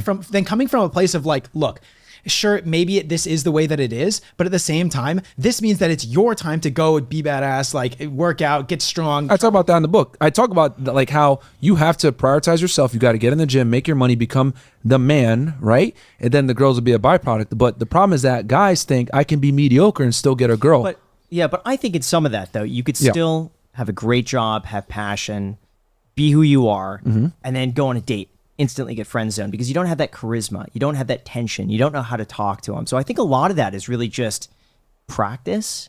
And Well, I yeah, that think- too. and socializing. That's why we say you got to go on multiple dates. dates and deal with a lot of girls. I have a rule. I tell guys, don't get married until you're 35, making 6 figures a year, 6 months to 1 year of savings, in shape, going to the gym consistently, and having sex with 50 girls. 50. 50. Why 50? Yeah. That sounds like too much work. 50. And But listen, 50 girls. the time for 50, you could be spending that doing something that will better your own life. in Well, my so opinion. Like, you let's got to just get say- all those other things in If place that's too. fulfilling to you, but do whatever hold the on. heck you Yeah. want. But you know I what's don't know, scary, right? You said that's a lot of time. It's not really. I'll tell you why. Yeah. The time you spend working on yourself and figuring out what women actually want and what their nature is can save you money and time in the future. Let's say, for example, you spend your whole life on business, your career, right? Yeah. That's all you know. You find a woman, she's attractive, you like her, you marry her. Guess what? You're not knowing about female nature, how women can be, or what women actually want. You give her all this stuff, you're kind of spoiling her. She's like, you know what? I don't value him anymore. I'm going to leave. She cheats on you, divorces you, takes out half your stuff. But if you knew how women were from the very beginning, you had experience, you know what? She's actually not a good person. She actually wants to use me for my money. I don't want her. Let me tell you where the Wouldn't 50 you girl sift thing that came out- from. Wouldn't you sift that out though in the beginning? You can't because you don't know. Not. Here, so let me break this down for you. This is why I said 50 girls. Yeah. By the time a girl hits puberty, she's getting hit on by guys constantly. Whether it's kids at middle school, high school, the weird teacher, at a party somewhere, when she goes off to college, etc. Women have thousands of interactions with the opposite gender. Yep. Guess what happens? That's a lot of practice. They get a lot of practice and figure out which guys are cool, which guys are weird. This dude has this weird tick. This guy has money, but he's a lame, etc. Women become black belts, Experts. at discerning male value. Men, however, don't get nearly as much practice because you actually have to go up to her, formulate some kind of sentence, come up with some pickup line, etc. Most guys don't get the reps in that they need to. Women, however, get all the reps in, right? And in today's society, not only do girls get the reps in, right, through social media, guys coming up to them, whatever, they're also encouraged to exercise their options and date a lot of guys. Women nowadays are more promiscuous than ever before. So, as a man, how are you going to be able to go out there and pick a girl that's marriage material and or girlfriend material for a serious relationship You won't know. if you don't have the same amount of reps and practice? Here's the problem. Guys go out with a girl. The girl will behave in a manner that she thinks the guy will like. The guy's an idiot. He doesn't have enough sexual experience, hasn't dated enough girls, doesn't know how to tell a hoe from a housewife, and he ends up committing to this girl, marries her, gives her a house, etc., gets divorced, destroyed, alimony, paying child support because he didn't understand how women think and female nature. They make the cardinal mistake of thinking that men and women are the same, and we are not. But you only get that through experience. And I say if you haven't had sex with 50 girls, you're going to be decently okay at being able to tell a girl that's worthy of a relationship, which one isn't, because women have an inherent advantage from the amount of reps that they get throughout their lifetime dealing with opposite I gender. just don't know if it's intercourse that's like the actual metric of like, oh, I understand how women's mind works. And also, one more thing. No, it has to be intercourse, and I'll explain why. It's the full package. Okay, I want to hear you explain why. And at the same time, also, if girls are constantly receiving like guys that are like complimenting them, trying like hitting on them or whatever, like Yeah. in middle school, etc., like you Yeah. just said, wouldn't that require a guy in the equation that's doing the exact same thing? But it's many different men, is my point. Wouldn't you just grow numb to it after a certain point? Like it just becomes like it kind of pings off of you. And That's it's the like- point. But that's the point. That's They the whole get point. they get practice to the point where they're judoing guys out of their way naturally. Versus you as a guy, you don't know what you're doing because when you talk to a girl as a guy, she's a black belt of social dynamics at that point. An 18-year-old girl could walk into a room, size up the room immediately because not only do women have social superiority over men, but they're also able to detect a man's value immediately off of how he comes off. You guys said first at the beginning of the podcast, confidence is the most important thing. do. You want to know why? Yeah. Because when a man is confident, it's a symbolizer for accomplishments in his life. And girls look for what? Security. Yep. That is why confidence is so, when you peel the layers back, that's why confidence is so important. But girls are able to detect that from your tonality, the way you convey yourself, body language, etc. And girls have this experience way more than you by the time you actually go up to her at the party and talk to her. Well, That is why generally, girls yeah. like older men because Yeah. they're more experienced. They know what they're going through in life and they know what they want. Now, Now, I heard- intercourse, yeah. to answer his point. Well, hold on. Wait, what about the two go sides of the token? Because the girls, Intercourse. it has to be a guy, right? Okay. What you're saying, like the girls, they get all this experience sizing up guys or whatever. Yeah. The person that they're talking to in the first place is a guy that's getting experience. But they're not fucking every guy. Yeah. And you know what's funny? The guy that she's talking to, either he's a player, he's older, or he knows the game. If you so don't you're saying it's a very limited selection of guys that are giving all Exactly. of these A small amount. different group of girls Yes. a bunch of experience. Yeah, they get makes very sense. good That at makes weeding sense. out losers because most guys are losers. But the point is that they get the experience.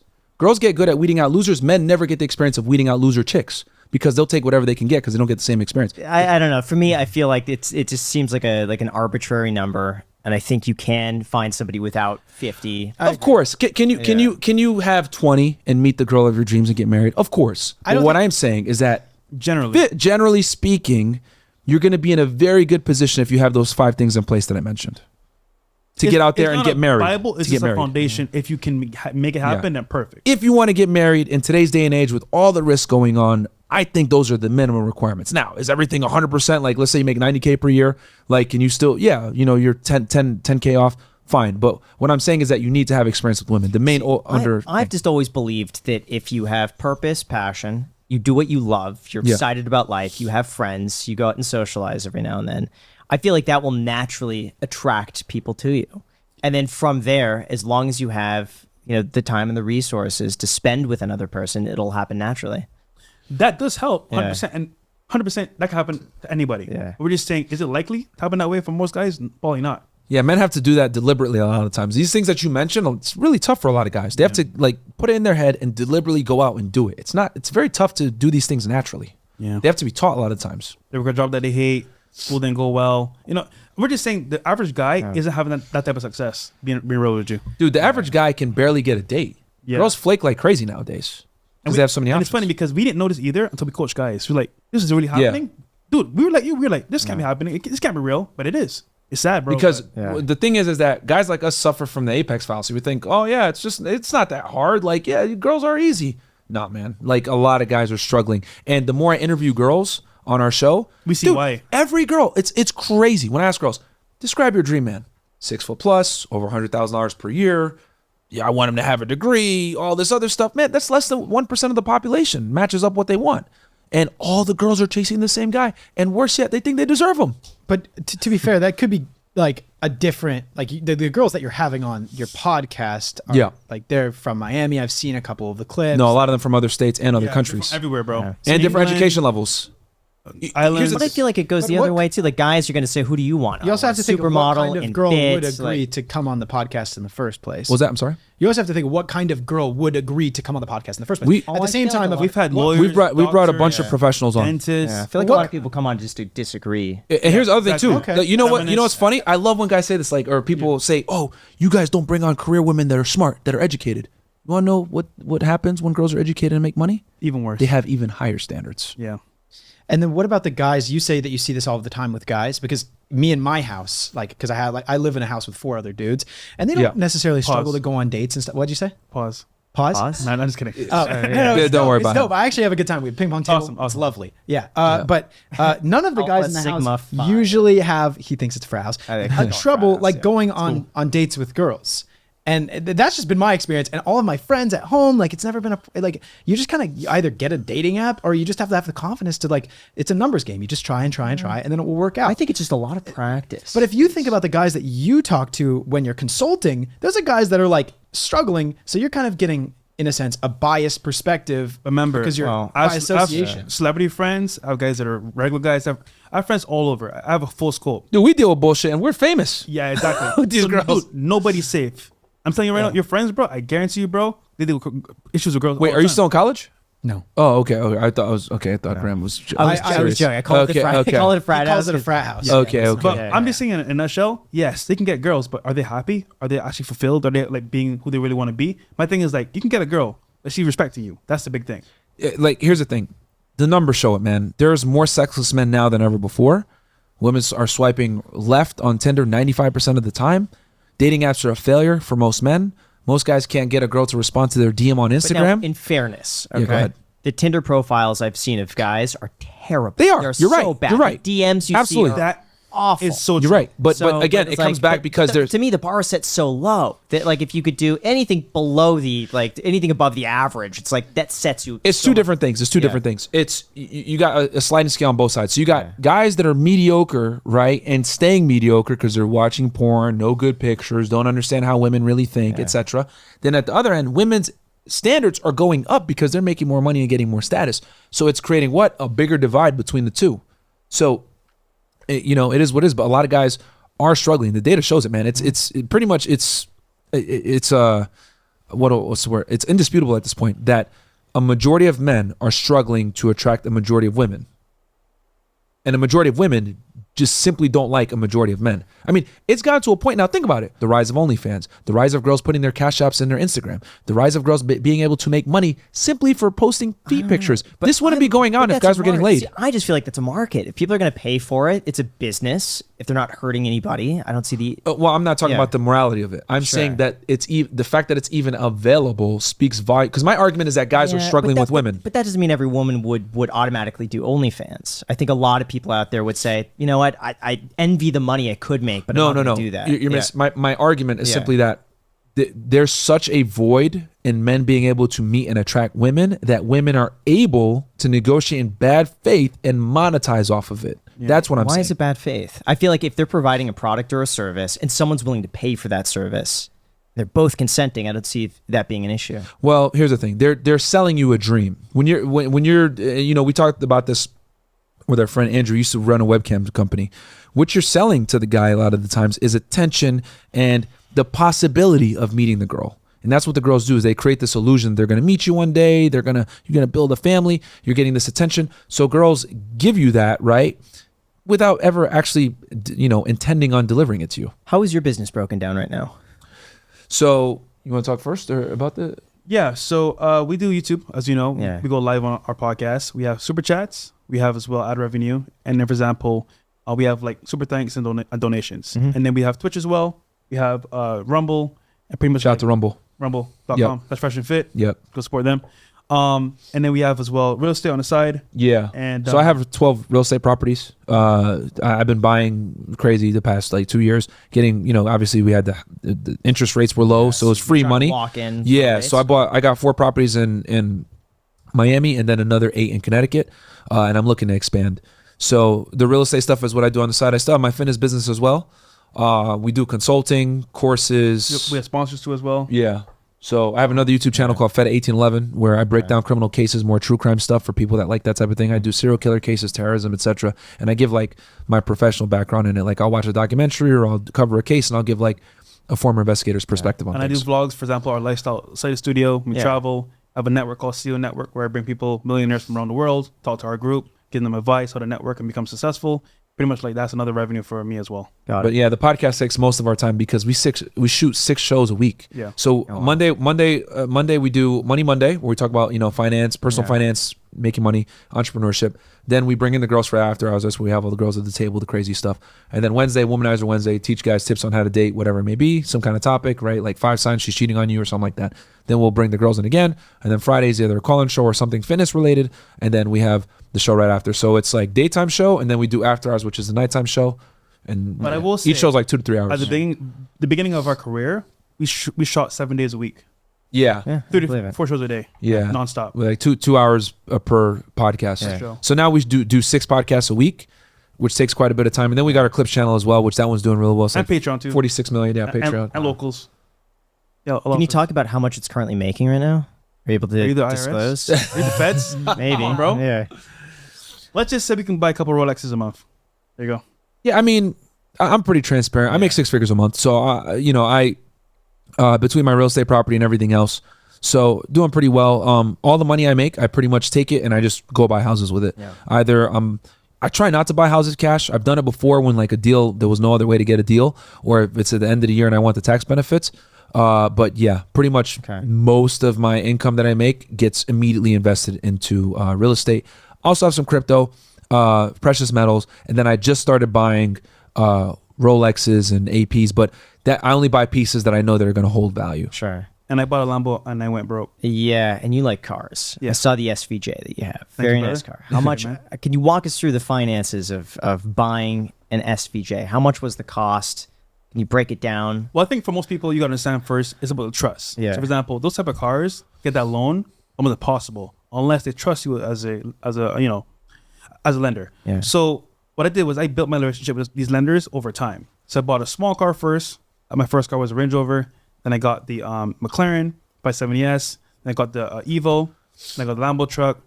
Then I got the Rolls Royce truck. Then I got the SVJ. So that trust was built over time, which trusted me to give me loans. Now, regarding the SVJ, that's a lease under my business, and that pays. I'm going to pay for that every month, and that goes towards my taxes as well. So that by itself is kind of like business expense. Business expense, yeah. Can I ask how much the lease payment is? You really want to know? I do. Okay, first time being said on air. Oh wow, it's exclusive. Ever, I don't share my numbers at all. Reaction to it. 14K a month. How much? 14K a month. 14,000. Yeah. Holy. It's. I still drive my 2002 Honda. But here's wait, how much down? Yeah. How much down did you put on that? You really want to know? I do, because 14,000. I thought it would be higher. To be honest with you, 250K. That's why. Wow. He put a lot of money down. Yeah. Yeah, he's more into the cars. It was be higher, but the cars worth 1.2 million. Can you do like a lease buyout at the end of that? You could. Are you going to? No. The thing is though, like for me, where I'm at, I don't keep any of my cars that long. So, but this car is special because like there's only one of 8 of these cars in the color, and it's different. Now, I'll tell you this though. My plan was to actually get the car, have it for a year, and then sell it. But knowing the value of the car now, and it's going up, and they're not making any more V12 aspirated Aventadors, so this is the last version that they're making, I might keep it. But once again, I got to run the numbers more, see more from that. But like right now, I might keep it. How many miles do you get a month? Drive a lot. Because it can't be that many. It's got to be like 3,000 miles a year for an SVJ. Well, the thing about me, Yeah. I have a relationship with the company, the lender, so I have a different lease than most people have. It's just different.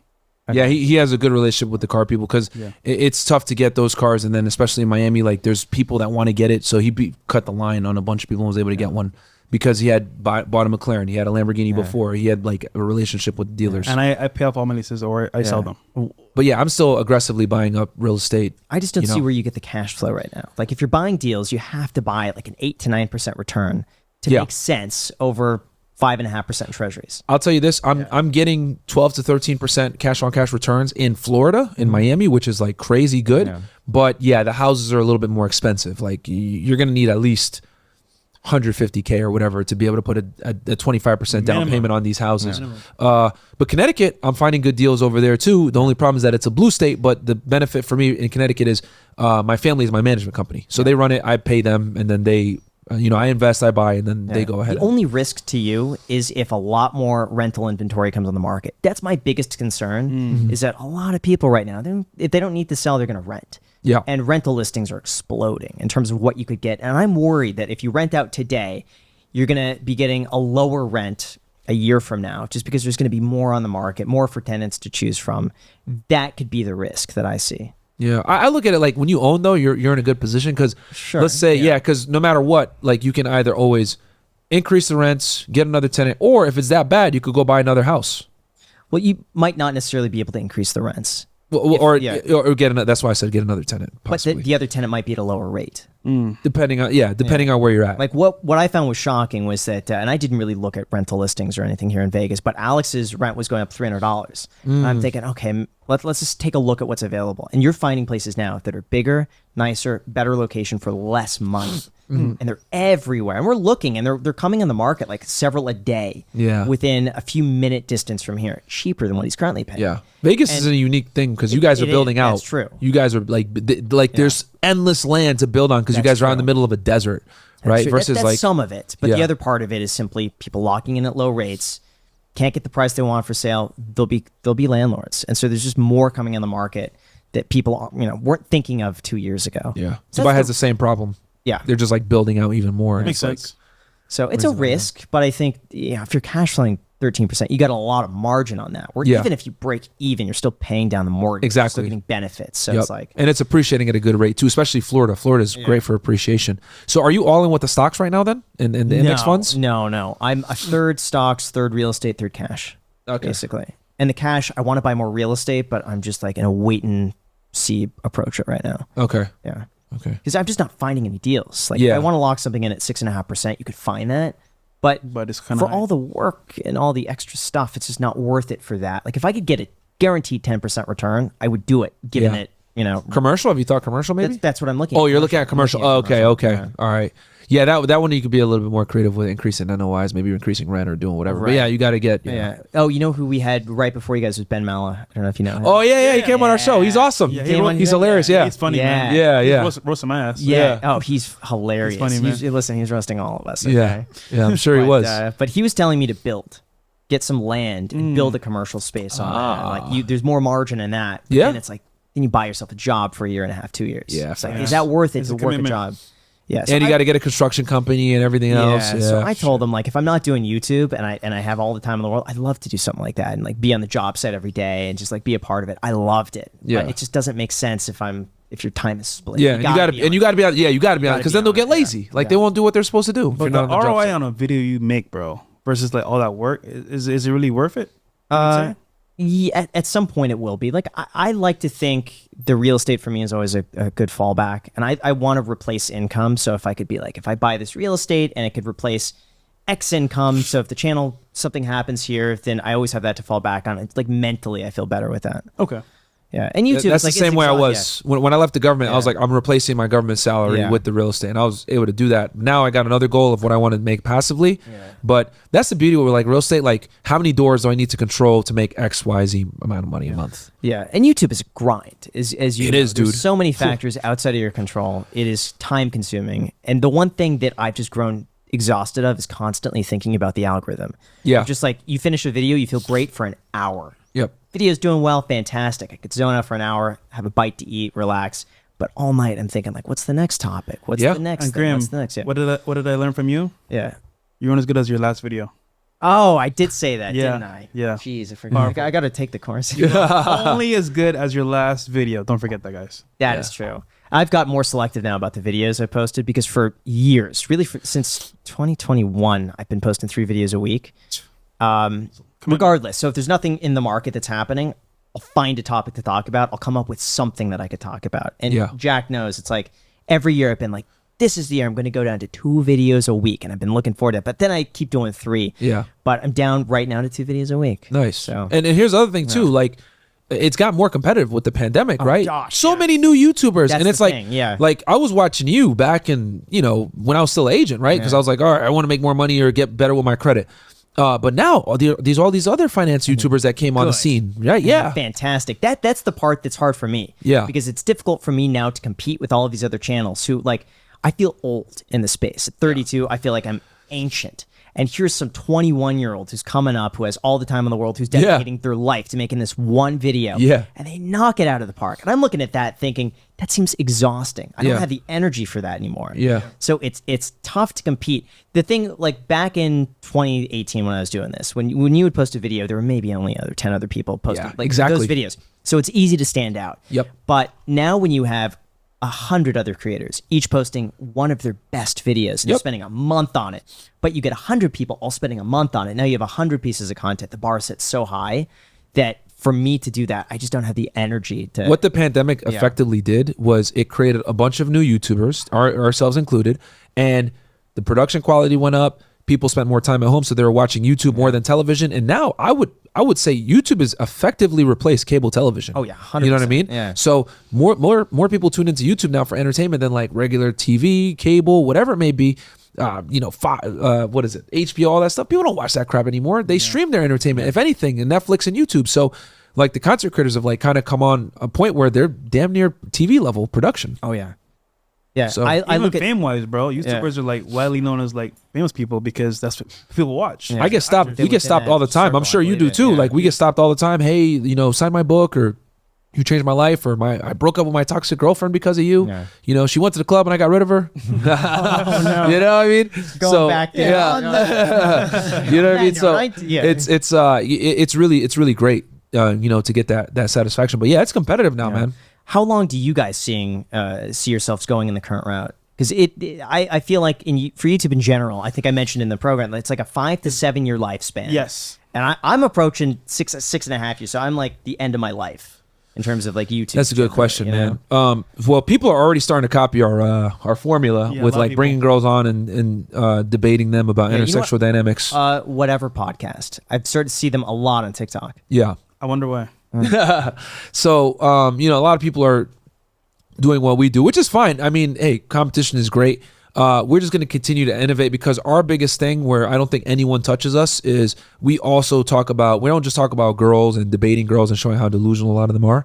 We talk about how to make money, how to be attractive, how to actually arouse girls, like what it takes to be like that dude for the girls. So, and command respect from we her. bring on crazy guests too. Now, let me ask you this. Do you feel like potentially the bar has to keep getting set higher and higher and higher? Like you're mentioning with competition. So now people have to get more outrageous and more outrageous. I'm worried it's going to get to a point where all of a sudden something's got to pop because you could only get so crazy until eventually something happens and then the whole thing comes crashing down. That's like prank videos. Yeah. To always go another level each video. Yeah. But I think for us, like we add on a value where, for example, like let's say for example you get bored of watching the girls. watch Monday Mondays. Yeah. Or that you could watch, dating videos. So it's kind of like on some level, The call-in shows, or when we bring in special guests. A variety of options you could choose from. Yeah, we literally hit like every topic. We bring in people that are canceled. We bring in people. We talk about geopolitics. We talk about making money, girls, real estate, investing, how to become a millionaire. How to detect if a girl isn't worth your time. How to get a date on Tinder. Credit We scores. talk get your credit scores up. Cards. So like we talk about all these different things. So like you'll be able to find. That's why we call ourselves the #1 male self-improvement podcast, because we understand that yes, girls are selective nowadays, but you got to be that guy that they select. What are some of the things you guys think you can personally improve on? That's a good question. My speech, and also as well, for example, my fitness. For example, when I first came to America, I was really skinny. I started eating food here, got fatter, and over time I got very complacent. But now it's more like if I focus on my fitness and my health, I feel like that's more important to me than anything else in the world. So That's fitness fair. and speech. Building some more mass. I want to weigh more than some of these whales that come on my podcast and talk smack about me. Building more. What's that you prove about building more? Yeah, bigger muscles? I'm about 200 pounds at 6'3", so I need to make some more gains, get Jeez, back. All right. Because I still stay in good shape, but I train like 4 or 5 times a week, but I need to put a little bit more muscle mass on. And then I would say, man, we want to be Rogan level, to be honest with you. We want to be at the level where, we're like up there with Rogan, like at the top. If we don't get canceled. Yeah, we don't get canceled, that is. Hopefully. Do you worry about that?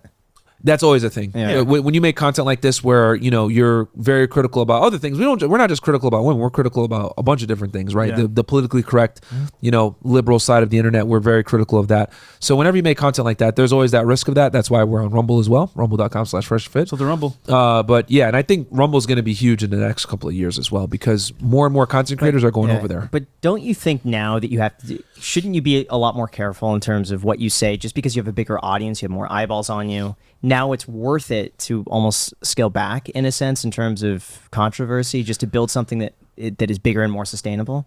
So we play around it, and the thing is, we don't want to dilute the content, right? We want to give the guys the raw information that they need. So what we do is we'll typically go live on YouTube, and then before we get into the crazy stuff, we'll be like, all right, guys, you got to come on over to Rumble now so that we can really give y'all the sauce. But you have to dance around certain words and everything else like that, play the YouTube game. But we're very aware of the fact that they canceled Andrew Tate, they canceled Sneeko, they canceled a couple of our friends. And anytime you make content that we make where you're seeking the truth, they're gonna get mad, and it is what it is. So yeah. What's something you guys think you could work on, like more inwards speaking, like internal, like you mean like, for either example, intellectually, like the way that your brain works mentally, something like that. We just want to make the podcast the best. I'm constantly researching like stats on intersexual dynamics. I'm constantly researching human evolution and psychology, like self-development type. Yeah. I'm always reading finance books. So I think for us to get to that level where we're like one of the top podcasts in the world, we're there now. Like we're recognized worldwide, but I want to be like up there, like 1 and 2. I think self-development never ends. Of course, yeah. So no matter what happens, you have to always learn more and become better. But overall, for me, I think personally, just like being better at like, I guess, networking with people, and internally, I would say maybe just keep reading, keep learning more, and never keep innovating, keep pushing the envelope, because a lot of people are trying to do what we're doing now. So we got to continue, because I've said it before, we're the trendsetters here. So no one else was bringing on girls and having these tough discussions with them until we started doing it. Yeah. So we just got to continue to remind everyone why we set the trends, why we're #1 in this, and quite frankly, none of them are going to keep up, because we're going to continue to innovate and do different things. What insecurities do you have? Like in general, Yeah. not being the best. Yeah, that's what I would say is like the biggest. I want to be up there like top podcast. Why? More guys need to hear what we're talking about, because I can't tell you how many DMs I get a day saying I was going to self-delete. No, we're on YouTube. I had a date planned. I was going to end it all, etc. I watched this video. I finally understand why my girl doesn't like me anymore. And the thing is, with human nature in general, right? All these inventions we have, it comes from the human's need to know. Right? Sometimes just knowing why something happened or understanding why something happened will keep you from doing terrible things to yourself. So if we're able to connect the dots for someone or tell them, yo, this is what you need to really focus on versus focusing on this girl, you need to focus on yourself, etc., it gets rid of that helplessness, and puts guys in a better position. We live in a day now where like men are like almost second-class citizens. No one gives a crap about men. No one cares about their problems. No one cares about their struggles. No one cares about, you know, what they're going through. And it is what it is. But we give it to them raw. Like, hey, you got to self-improve, and this is what you need to be focusing on. Can you still do all of that though without being the best? I feel like there's to reach as many people as we want to. We got to be the best. They have to want to listen to you, look up to you, and want to be a part of what you're doing. When we ask questions such as like, what is something that I think you can improve on internally, or what is something that you're self-conscious about? Like what kind of answers I'm more so desiring? Like if I were to answer those questions, what's something I think I can work on internally is being more comfortable. Like if I'm going out in public, I just don't feel 100% comfortable all of the time. I'm dominated by my mind a lot of the time. You know what I mean? Like I know it's probably a smart thing to acknowledge this person or say hello to this person, but my mind's, you shouldn't do that. Something like that's something when I'm saying internally something I could do better, right? Maybe being more present. And then, so that's the kind of the answer I was trying to solicit from you guys with regards to that question. But that's your answer though. Yeah. I know, but then I asked like, what is something that you could work on internally? And your answer was like, I just want to be the best. I want the podcast to be the best. There's nothing that you like more compassionate, maybe more understanding, more sympathetic, something like that. I'm not saying that these are problems I have diagnosed in you. I'm just curious in the way that your brain works. What type of that won't get to the goal. If I'm more sympathetic or compassionate, like no one cares about my problems or me or caring about like say, oh my God, I'm so sorry for y'all. Our job is to give guys the cold reality of how the world works for men and give them solutions. I feel like it humanizes you to a certain extent. Like mine, I'm too uptight a lot of the time. And I can't relax, and I'm too in my head. I'm really afraid to let loose. Don't know exactly why, but I'm like really rigid, and I'm trying to break that. But that makes you who you are, though. Yeah, but I don't know if that's necessarily a good quality. I think there's a lot of qualities about letting go, being not attached to a certain outcome, and being okay with going with the flow. And I'm very like structured, rigid. And I think there are benefits that I'm missing out on. True, but that those traits or those, I want to say, things that held you down in that way made you who you are today. But those things you probably wouldn't be in this spot right now. But I do feel like there's aspects that I do want to experience that I haven't, and I feel like by letting go a little bit, being a little less stiff, I can enjoy those things. Okay. Yeah, I mean, you've been on YouTube for a while. You built up a great platform. For us, we're not there yet, so we got to continue to be rigid and like, you know, keep going hard as hell. Like I look at it like I look at people that are like our competition. I hate them. I look at it like we're going to beat your faces in. Like I'm very, very competitive. So I look at it like not only are we going to continue to outclass you guys and remind you why we set the trends, we're going to make you guys look stupid in the process and just lap y'all. That's how I look at it. Like I'm very, I guess you can call it a negative way to look at it, but I hate my competition. That's what fuels me. I feel like it's just the beginning for us. Sure. Yeah, we're trying to take over. We're trying to wake more guys up, keep guys from being simps. Yeah, but don't you feel like there's also something to be said about lifting other people with you? Yeah, we're lifting. I'm talking about competition.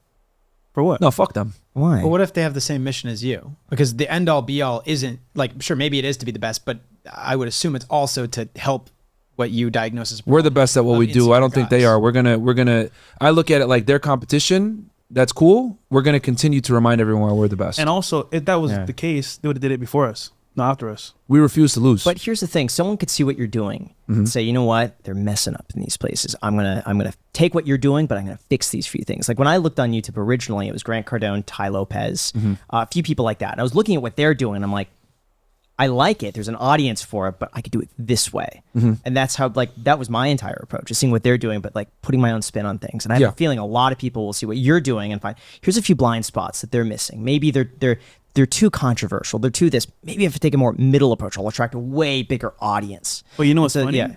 They do the same exact thing as us. So they didn't change anything. Well, I think eventually you're going to get someone who is able to see what you're doing and then put a different spin on it, ever so slightly. And you'll be able to see that. I think those are the people to work with. Possibly. Yeah. We'll see. But so far, not. Yeah, I mean, for us, like, we use hate. For me personally, I use hate as fuel. Like, I'm going to smack you guys and we're going to beat you. Like, that's how I look at it. Then when I was an athlete in college, that's how I looked at it. And that's how I look at it now. Like, anyone that's trying to come in our lane and do what we do, I'm like, cool. Yeah, congratulations. You guys have just motivated me to embarrass you even more and do even more. So like we're trying to get bigger guests. Yeah. We invest more into the podcast to get better equipment, etc. I look at it as fuel because I truly think that we're the best. We're going to stay the best, and we're going to continue to remind everyone why we're the best. Not cocky and whatever, but like I think the things that me and Myron do, no one else can actually really do. Yeah. I feel like a rising tide lifts all boats in that sort of sense, where like the more people get into a certain niche or an industry, generally the more attention it gets and the more people are able to grow and prosper because of that.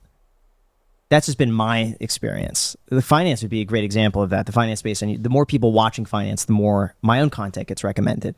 So it generally, there's this like this benefit effect where people circulate from one to another to another. Oh, no, they can raise on their own. Okay. No, I mean, hey, like I said before, competition, different, like for me, I look at competition as like, cool, we're gonna beat their faces in. I'm just a very competitive person. There's no, oh yeah, friendly rivalry. No, we're gonna end you guys. We're gonna remind you why you guys are inferior to us. So that's how I look at it. I'm hyper competitive. Approach. Yeah. Like I look at it as like motivation. Like we're gonna get better cameras than you guys. We're gonna get better guests, better production quality. We're gonna film better content. We're gonna script our stuff better, have better questions, whatever it may be. So I look at it like we're just going to provide more value to the audience. Like my goal is like, how many more lives can we impact than you guys? That's how I look at it. And to me, like the most satisfying thing is when someone sends me a message like, yo, you changed my life. Yo, I was going to do this to myself and now I'm not doing it anymore. Like the more messages I get like that, the more of that we get than our competition, that's a W for me. We wish them all the best. Fair enough. But they're going to take a L. All right. Yeah. So overall, what I want to say, because I feel like I have to sum this up to some degree. Please.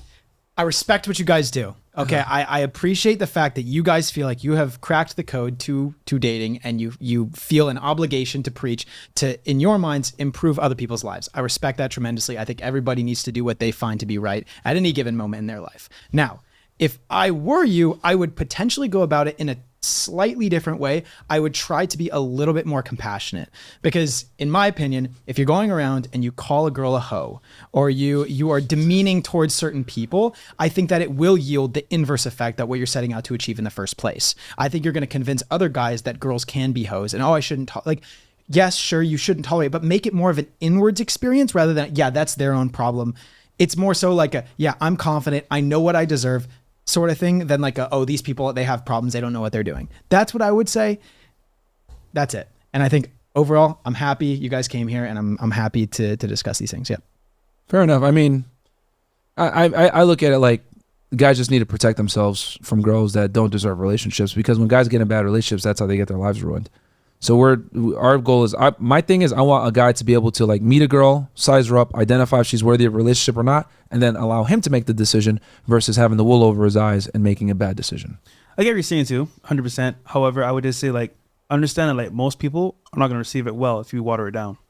100%. And as a provocateur, you're going to get so many more eyes, right? So like if your end goal is what it seems like it is, you'll probably get more eyes, therefore more conversion. So you probably will have a greater success rate. But there are consequences, such as like the byproduct of like some guy getting the wrong idea after watching your content. Yeah, and here's the other thing too that I've noticed because we talk with both men and women. With men, you have to give them a very direct and concise solution to the problem. And a lot of the times you can't sugarcoat it. You got to tell them, hey, you're a fat POS. You got to change your life. You got to really inspire them, right? So I yell at guys all the time, like for being losers. You guys watch the daytime show, how I impact them to like not be losers. But with women, it needs to be sugarcoated and said in a certain way, and they're more cared about the tonality versus the message being said. So men and women communicate very differently. But with men, I notice I have to kick them in the ass to get them to do something, right? To stop being a fat POS, or to stop being a loser, to stop smoking pot, whatever it is. With women, I don't really care what they think, because it's not for them anyway. My thing is for the guys to watch the podcast and realize how women think. For when I do the podcast and I tell women like, what we talk about, or we have our debates, I don't do it for the girls because they're not going to change anyway. I know they're not going to, because they already get everything they want. I do it for the guys so that they understand this is how females think. They don't care what you think. So you need to go in and do what you want to do and date the same way they do. Treat them as expendable commodities just like they treat us like expendable commodities. Sadly, but it's true. That's the truth. When it comes to like dating for men in 2023, if you made a segment directed towards women, and I'm talking about in an empowering way, in such a way, how do I want to say this? In a way of just like, you got to respect yourself. You set boundaries too. If you want to attract this sort of guy, this is who you have to become. These are ways that you could improve yourself. These are things that you can incorporate into a communication. Here's how you can talk to guys as well. I think there's a lot of things that you could bring to the table from the other side. So I will side. say this with that, because I get a lot of messages from women that are married. A lot of couples watch our show actually. And it's funny how like the people that watch our show the most, that females, they typically are in a relationship or they're married with a guy, right? Here's the thing that I've noticed with women. when you tell women the unflattering truths about what it takes to get a man and keep him, most importantly, not just get him, but keep him, which most modern day women suck at, they get mad. A lot of women can't handle the truth. If I tell them something along the lines of, be respectful, don't talk too much, don't be annoying, no one really cares about your opinion like that, cook him food, when his friends are around, make him look good, serve everyone a drink. When I say these things, right, don't be promiscuous, respect yourself, dress modestly, don't go out to the club with your friends. Most modern day women are going to look at me and say, what is this, 1951? But then they'll turn around, right, and they'll expect you, if someone intrudes into the house, to protect her. If someone steals a bag, they expect you to chase that guy down and beat him up.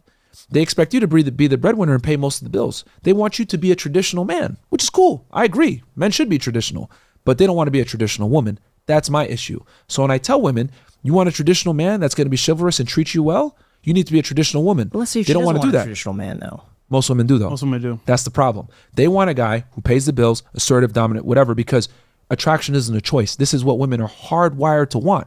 Regardless, that's why if she makes $100,000 per year, she still wants you to make $156K per year, because they can't choose that. They want a guy that does these things. So my thing is, if I tell women the truth, you need to be a traditional woman to an extent.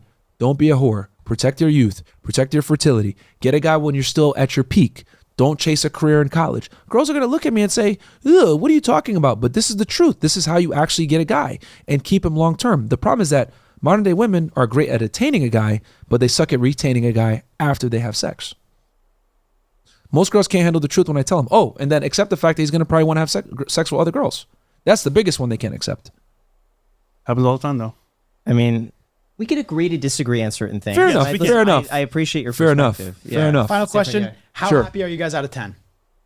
Oh, 10 we're out gonna of get 10. 10s. 10 out of 10. 10 out of 10, man. Love life, man. Womanizing, chilling, traveling, Cars, hanging out with you lifestyle. guys. Any girl I want. Yeah. Access. Bless up. Networking. Appreciate it. Thank you guys. Thank you guys so much for coming on. Thank you for having us, man. It was great. I really This is appreciate awesome. it. Yeah. Thanks for giving us a time like this. Fair enough. Brother. Cool. Appreciate it. Thanks for watching, guys, and until next Till time. next time. Peace.